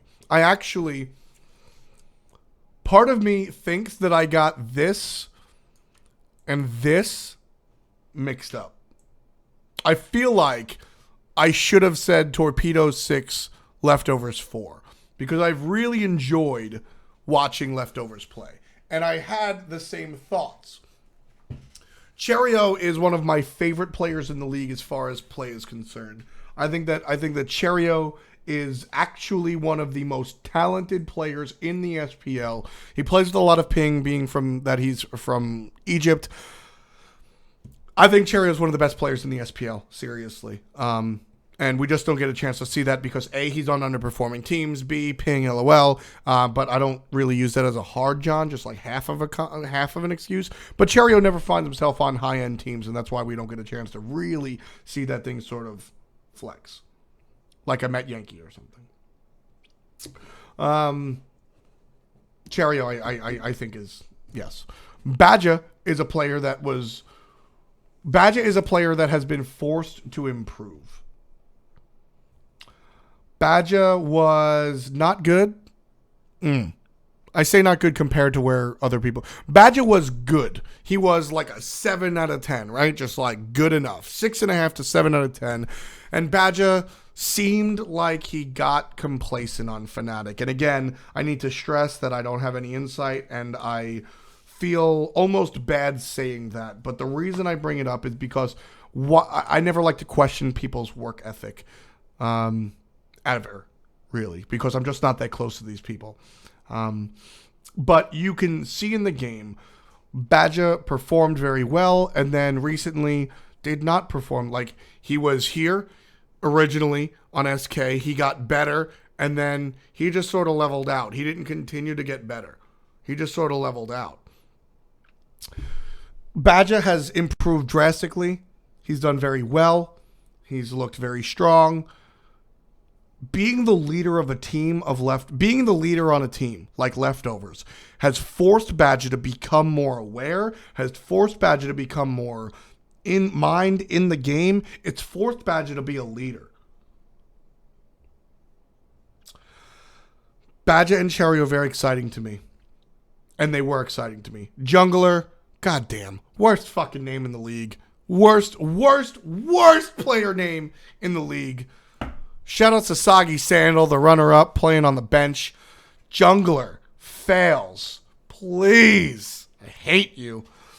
Jungler has always been, similar to Cherio in my eyes. Now, I don't think Jungler is as raw talented as Cherio, but I think he's up there, and I think the conversation is very similar. Is that Jungler is a dude that is very strong. All right, we'll chill. We'll take a step back. Jokes aside, Jungler is a strong player that never has had the opportunity to really showcase his skill set. Jungler is a dude that, like I said, you might know him as Fails previously. He's a guy that has played well on some bad teams. Learn from, like Badger, as far as experience is concerned. Learn from, like Cherio, as far as talent is concerned. And then teach, like Nika and Arkle. I love it. I love it. I think that this is a perfect team for Jungler. I think this is a perfect team for Jungler. And I think that not only is this a good team for him to showcase the skills he currently has, but I think that this is a team that will allow him to get better, both from being surrounded by the right type of people that he can, like Nika and Arkle. I love it. I love it. I think that this is a perfect team for Jungler. I think this is a perfect team for Jungler. And I think that not only is this a good team for him to showcase the skills he currently has, but I think that this is a team that will allow him to get better, both from being surrounded by the right type of people that he can learn from and that he can teach. And I think that Leftovers is such a good squad. Leftovers is a squad that I wanted Randozzo's to be. I looked at the starting Randozzo's lineup and I said, look, this team isn't going to win, but Gars can teach people what it's like to win Smite. Polar Bear Mike can teach people what it's like to be a real person. Aduro can lead them. And Meerkat and Scary D can learn. That's what I said. And clearly, it didn't work. Leftovers is exactly the team. 7 years old. I just mean just like experience and gameplay, etc. This is exactly the type of squad you want to be on if you're not a solidified player in the SPL. This is the team that you want to be on. You want to be on a squad like Leftovers. You want to be on this team because this team has potential. I think that this team could even wind up being 4th or 5th. I realistically don't think Leftovers goes to Dreamhack this year or this split, but I realistically think that Leftovers can be a team that competes. They're a contender, and they will play spoiler. I think Europe, almost every team in Europe can make it to Dreamhack. Or 5th. I realistically don't think Leftovers goes to Dreamhack this year or this split, but I realistically think that Leftovers can be a team that competes. They're a contender, and they will play spoiler. I think Europe, almost every team in Europe can make it to Dreamhack. What's up, Nika? Happy 8th birthday. I think that realistically Leftovers is a team that doesn't make it to Dreamhack, but they're a team that pisses everybody off because they stop other teams from going to Dreamhack. And come next split, I think Leftovers is a team you got to watch out for. Seriously. This is one of my favorite teams, just like cores, like squad. I really enjoy it. So Leftovers is overall positive in my eyes. I had them placing 6th early in the season. I don't know if a lot of people had a lot of high hopes for them. Arkle is a no-name. Nika is a no-name out of the combine. Jungler is a dude that almost has done it. Cherio is a dude that almost has done it. And Badger has been on a team that has done it. I think looking at what they've done, looking at who they are as a core, and then looking at what they've actually been able to pull off. A 4-8. Leftovers, they've been rough. Let's take a look at their strength of schedule. How were they doing as far as just the schedule is concerned? Are they 4-8 because they've lost to a lot of good teams early on, or do the harder teams come a little bit later? Let's take a look. Leftovers obviously got beat up by Panthera. Nobody's complaining there. Leftovers go ahead and they split with Torpedo. That's what you expect Torpedo to do. You split with Torpedo. Leftovers against Paradigm get 2-0'd. That's kind of their better team. Leftovers against Dignitas get right. They split. Dignitas is a very strong team. And then you look at 5, Leftovers versus Cringe Crew. Cringe Crew steps on them. So let's look at the future. Leftovers take on Fnatic. Leftovers is a better team at the moment. Let's look at week 7. Leftovers take on nobody. They have a bye week. Shit. Week 8, Leftovers take on Fnatic. Not a good team. Leftovers take on Torpedo. At this point, they can 2-0. Maybe they split. Week 10, Leftovers take on Hunger for More. Not a good team. The hard part of the season was already past. The games that Leftovers have already played were, harder than the teams than the games in the future. So, they played against Dig. Okay, whoops, they played against Dig. So, week 7, they play against Dignitas, and Dignitas is tough. So, half and half. I think Fnatic gets a half and half. I think Dignitas gets a half and half. Realistically, you look at this team and you say, all right, they went 4-8, but the first half of their season was tougher than others. So, where do you expect them? I expected them 6th. Right now, they're tied for 6th. They've looked a lot better than they've actually performed, or they've looked a lot better than they've actually performed, and realistically, this is tough. This is a tough one for me to call, folks. This is a really tough one for me to call. Do I think Fnatic will lose versus Leftovers? I don't know if Fnatic gets 2-0'd versus Leftovers, but I think they definitely lose at least one game out of 4. Leftovers. Not an F. They are not an F. They are not an F. They share with Torpedo. Leftovers have been they get a B, actually, and I'll tell you why. Torpedo was supposed to be a little bit better because of name power. Torpedo was supposed to be a little bit better because of name power. I think that Torpedo coming into the league, as I said, I had Torpedo 4, Leftovers 6. You move everybody up, so that's 3 and 5. Torpedo was supposed to be big coming in here. Game Hunter, Ninja Bobat, Murder. The Kanye Live switching over there is a big deal. Yes, this goes on YouTube every Sunday. This is a big deal. Leftovers had no expectations. I mean, I had them as 6, realistically 5, because Dignitas is an 8. A lot of people had them even lower than that. But Leftovers have done very well. They're negative, but they've been negative against hard teams. I think we have to see how the rest of the season goes out. So they haven't exceeded expectations. They're not an A. They're not an A+. They're not an A-.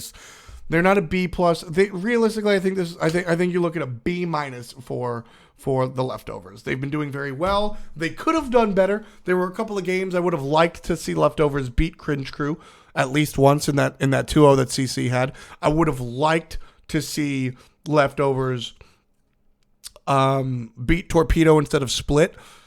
But as a whole, I think Leftovers are just are very similar to Cringe Crew in the sense that they have performed better than we expected them to, but it's not always reflected on the scoreboard, and even when it is, it's not numero uno. So I think that this is a B-. I don't have a Discord. I'm starting to look into that sort of stuff. I'm trying to decide Discord curse. I don't know. I think I'll put that out there. Don't worry, guys. I already did NA, but right before we start the Q&A, I'll go out and we'll do a recap essentially. Last but not least, hungry for. So when the season started, I called this team. I said, look, I call them hungry for losses, and everybody got mad at me. Everybody said, how BM is that? Oh my goodness, I can't believe. How would you do that? Jeez, oh my goodness. Why would you call them hunger for losses?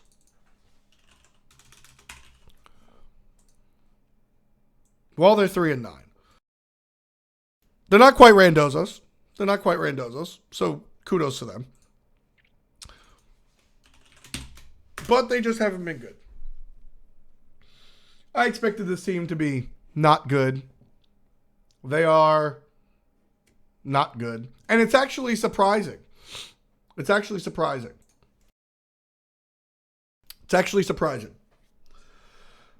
expected Hunger for More to be poor based on the performance of Variety and Captain Twig. Variety and Captain Twig have stepped it up, and they've been a part of what Hunger for More has been able to do. Hunger for More haven't been able to do well as far as their win-losses are concerned. Hungry for More has week by week improved. You come into the situation, and Ataraxia is like, guys, I'm playing Apollo. Here we go. Boom, boom, boom, boom, boom. And like everybody else sucks. Pretty Prime turns up. Okay, sweet. Excellent. Pretty Prime shows up, and it's whatever. So you got 2 players. Captain Twig steps up and shines with Pretty Prime. Captain Twig does his job very well in the jungle and shines. Oh, we're in EU. I'll do this for you Europeans. So Captain Twig shines very well. Combines with Pretty Prime next week. Now they both shine. Now you've got 2 shiners on this team. Ataraxia is still just like, I play Apollo, bam, bam, bam, right? So you got 2 players that are doing what they're supposed to, and Ataraxia just playing his role. Variety steps up next game. All of a sudden, now they looking like a team. Now the 1-2 punch of Captain Twig and Captain Twig and Pretty Prime is supplemented with the solo in rotation of Variety. Boom, excellent, love it. Zindern also doing it. Boom, excellent, love it. That's what it's supposed to do. That's what you're looking at. That's what you're looking at. This team has made the necessary improvements. This team has done what they are supposed to do in the first half of the split. This team is the worst team in the European SPL. And I don't say that to put them down. I say that to impress you on how hardworking the European scene is. Hunger for More is still a bad team. Make no bones about it. I'm not saying that Hunger for More is going to go win against Fnatic. Panthera anytime soon. I'm not saying that Hunger for More are going to just stomp Paradigm in their next matchup. That's not what I'm saying. What I'm saying is Hunger for More, in order to be successful, need to do everything that they've been doing. Every step that Hunger for More has taken have been in the right directions. Every step that Hunger for More has done is positive. You have to hold them accountable for being bottom of the league. They were expected to be bottom of the league, if you ask me. And they are bottom of the league. So, like I gave to Randozzo's, it's not a negative that they're on the bottom if they were expected to be the bottom. You can't hold that against a team if that was the original expectation for this purpose. What you can say is Hunger for More has been very positive. Hunger for More has been walking in the right direction. You can say Hunger for More are doing what they need to be, are doing what they need to do to actually get that instead of just being hungry. Hungry for More is playing like they're hungry, and I enjoy that, and I like seeing that. And there's going to be some pissed off people in the chat right now. C+. Can't give them a B. I want to give them a B-, similar to Leftovers. And you know what? No. Hunger for More, the way Hunger for More has been beaten in games is too fierce. They get a C+. But keep in mind that in my heart, this is a B-. That there is a possibility that this team is a little bit more than the C that they've earned here. This team has been making the moves. They have been making the moves. I need to highlight this. My dude, I said there were going to be some mad people out there. My guy named Mad But Not Mad said pissed. Good moments in Twitch chat. I love you people so much. So, just judging off of my expectations of Hunger for More, I thought Hunger for More was going to be Randozzo's. I thought this team wins 1 game, maybe 2, 3 at max for the whole season. I thought this team, they picked up 2 players that I thought left their respective teams because they weren't good enough.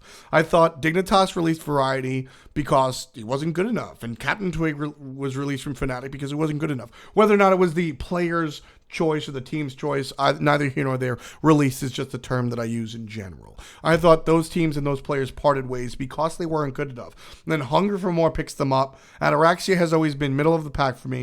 Zendern is like I just never different story. Very different story. Variety has been playing very well, and I think that Variety played very well in last week. We'll see if it continues. I like the way that Variety has moved, both his God Pool and his gameplay. I think that if you go back and look at Dignitas, you can see that Variety, part of the reason Variety dropped the ball was Frostiak dropped the ball as well. That's a team duo.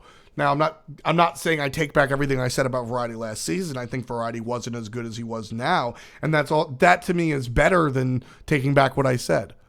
I would rather say Variety. That's exactly what Variety has brought to the table on Hungry for More. That's exactly what Captain Twig has brought to the table with Hungry for More. That's exactly what Leftovers have done as a whole. That's exactly what Hungry for More has done as a unit. That's what Cringe Crew has done as a unit. That's what Team Dignitas have done as a unit, and that's why they are positive. That's why they get good scores. That's why these guys are a good look. For real. So let's just go over, recap for the folks that came in a little bit late. These letter grades, these are all just as far as teams were expected to go in the beginning of the season. How do they wind up now? That's what Team Dignitas have done as a unit, and that's why they are positive. That's why they get good scores. That's why these guys are a good look. For real.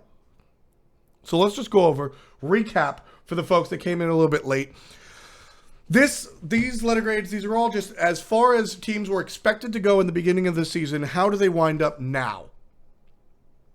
And that's what we're grading them off of. Fnatic is better than Hungry for More. Yes, Fnatic is a better team than Hungry for More is. But Fnatic was expected to be better than Hungry for More was.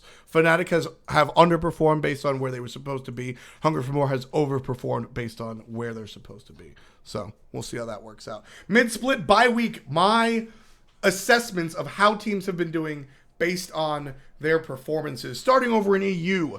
Panthera, A. They don't get an A+ because they dropped a game. I'm dead ass. Paradigm, A-. They've been looking very good. I do think that they lost a couple of games that were winnable, but this team has expected to be a top-end team. They are a top-end team. They get an A- because they have dropped some games to some teams that I think are less powerful than themselves. Cringe Crew, B-.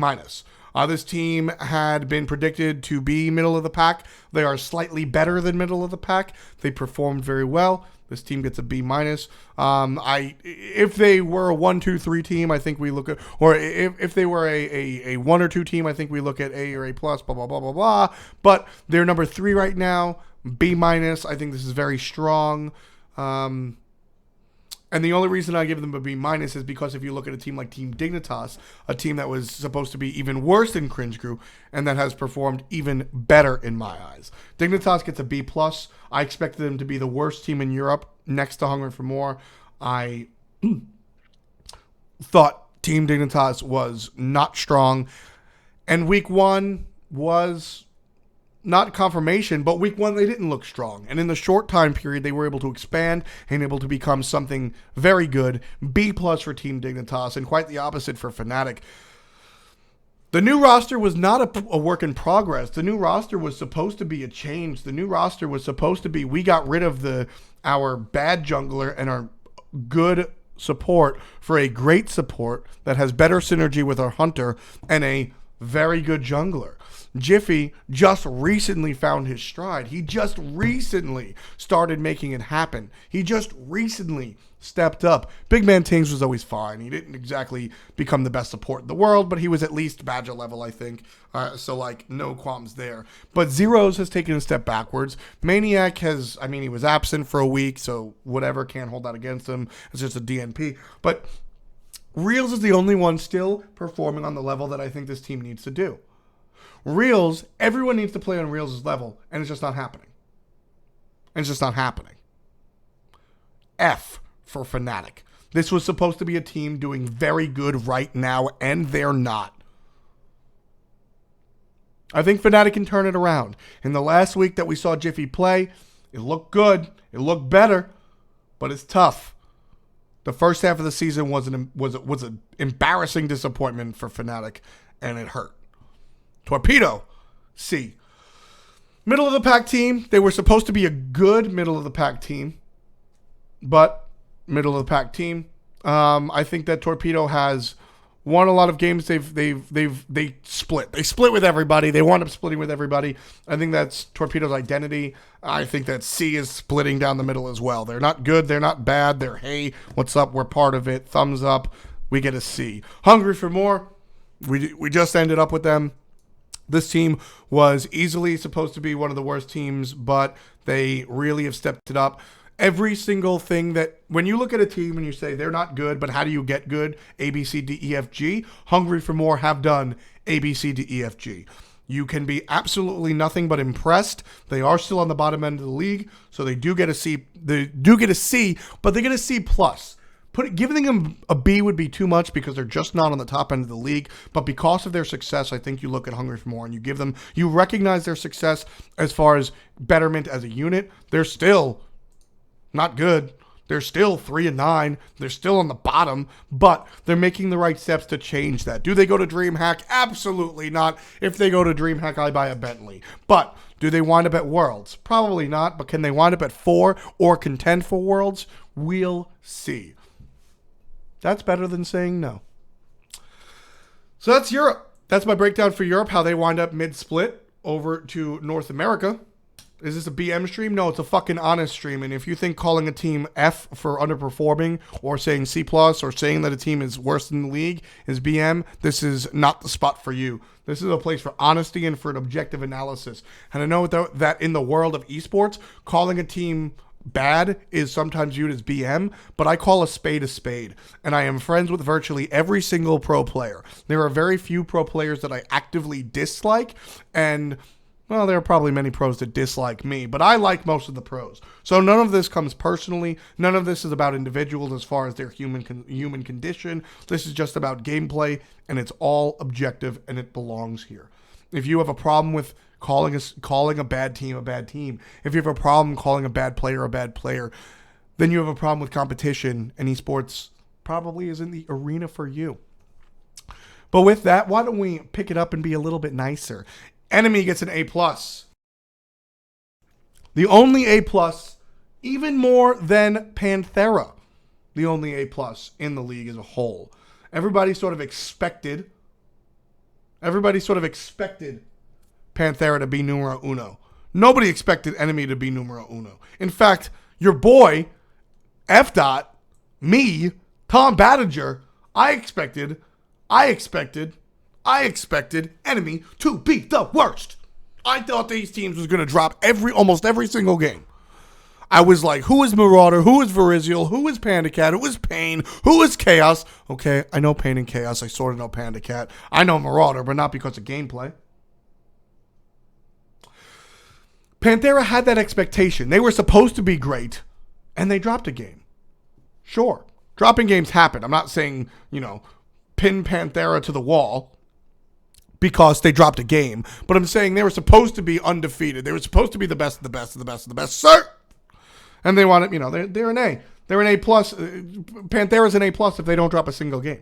Enemy, on the other hand, they're expected to be the worst. They wind up being the best. It's not a fluke. They're actually that good.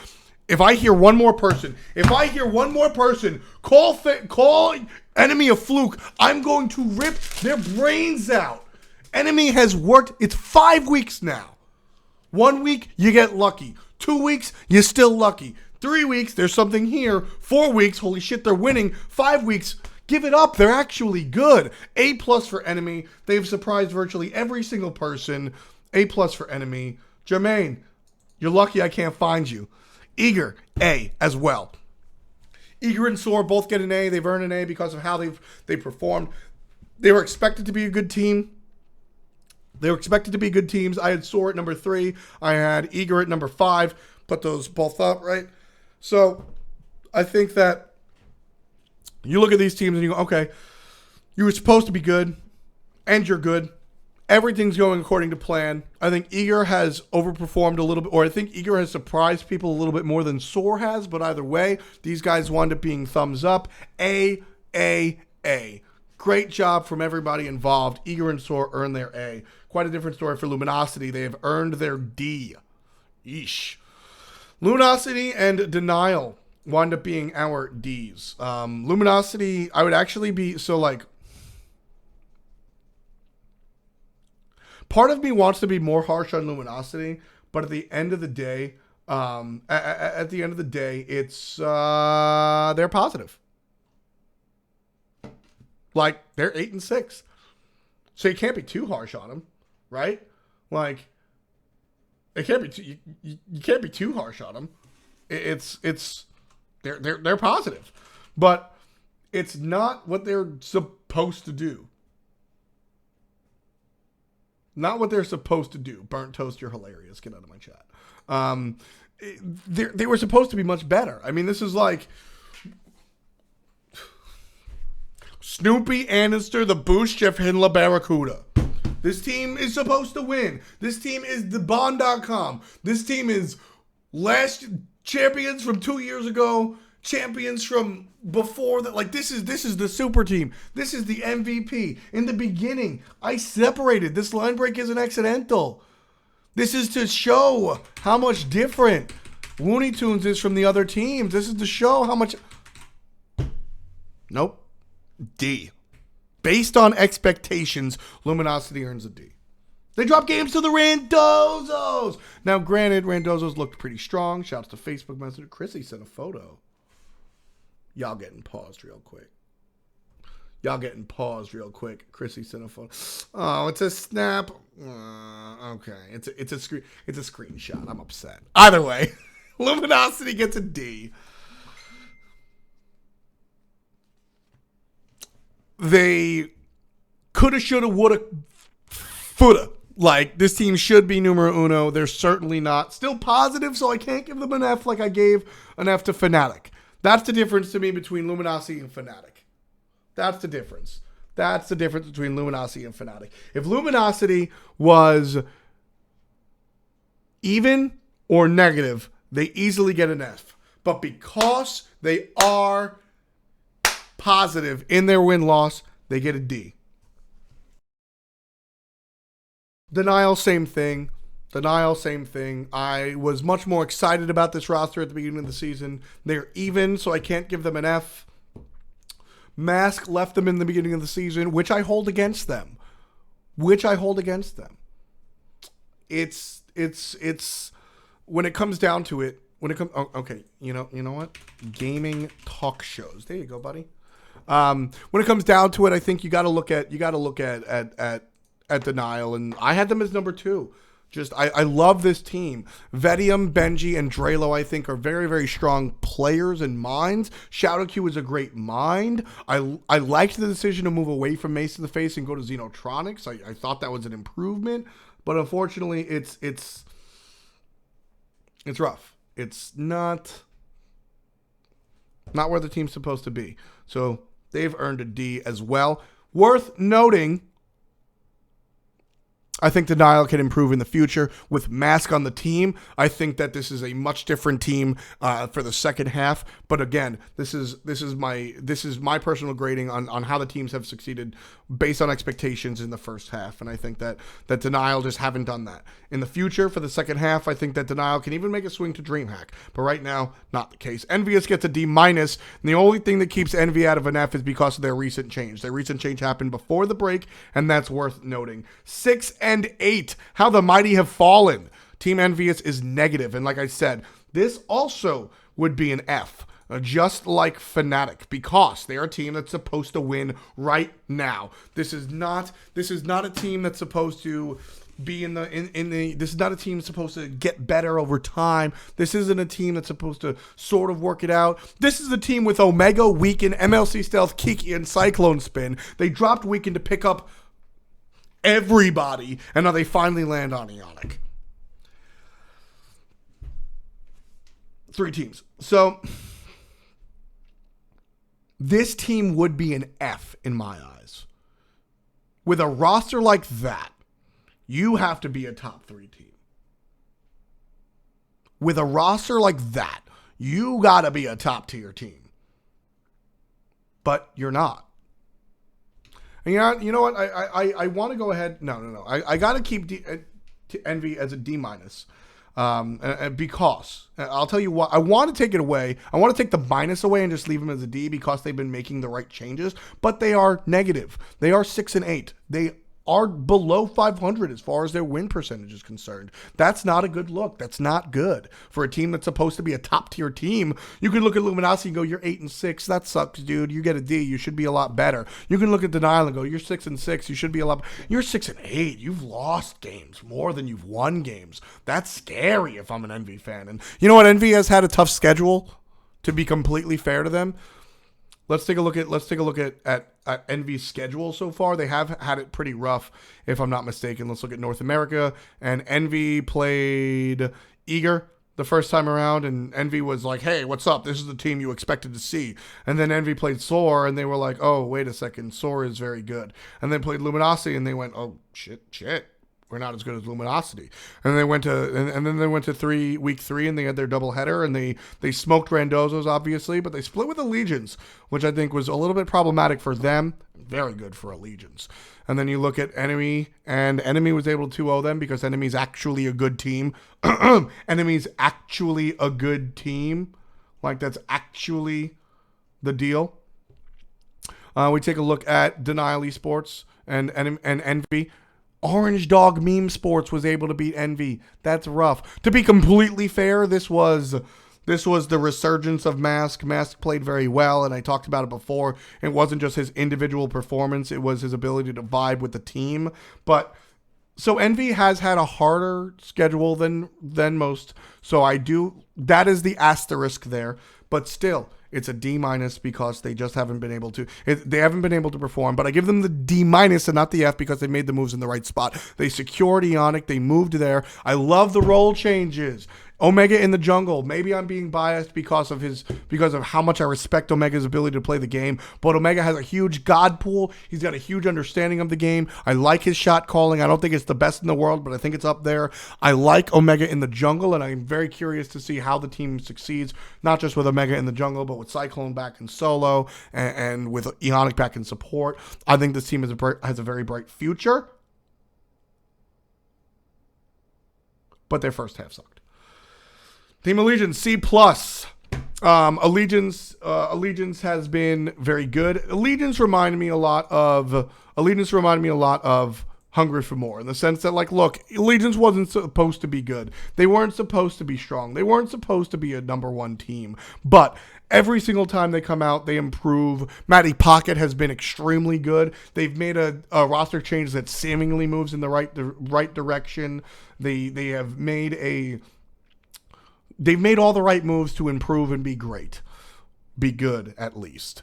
Do they go to Dreamhack? Absolutely not. Do they go to Worlds? Possibly. Same conversation as Hungry for More for me. I think that this team has a potential to be a top 5 team. They can definitely be on the upper side. Not anytime soon, but they're making the right moves. And this season, or this split, is a great incubator. Randozzo's participation ribbon. They weren't supposed to be good. They're not good. Their last outing was very good. Their last outing was very impressive. Walrus showed up. Who the hell is Walrus? Shouts to Walrus actually doing it. But I think it's unfair to give Randozzo's an F because nobody expected them to win. Right? Like, this is a bottom tier team playing like a bottom tier team. They're not doing poorly based on their original expectations. They're doing exactly what y'all expected them to do. Their ability to win a game against Luminosity is crazy. And again, they've like part of the problem for Randozzo's is the fact that they have had a situation like Thirst, where they've had this rotating door. They've had this situation where nobody can really, you can't. And I think this is something that a lot of the fans at home don't get. And I see a couple of members of Randozzo's in chat and, reiterate. Meerkat's already agreeing with me. That's the hardest thing to actually do.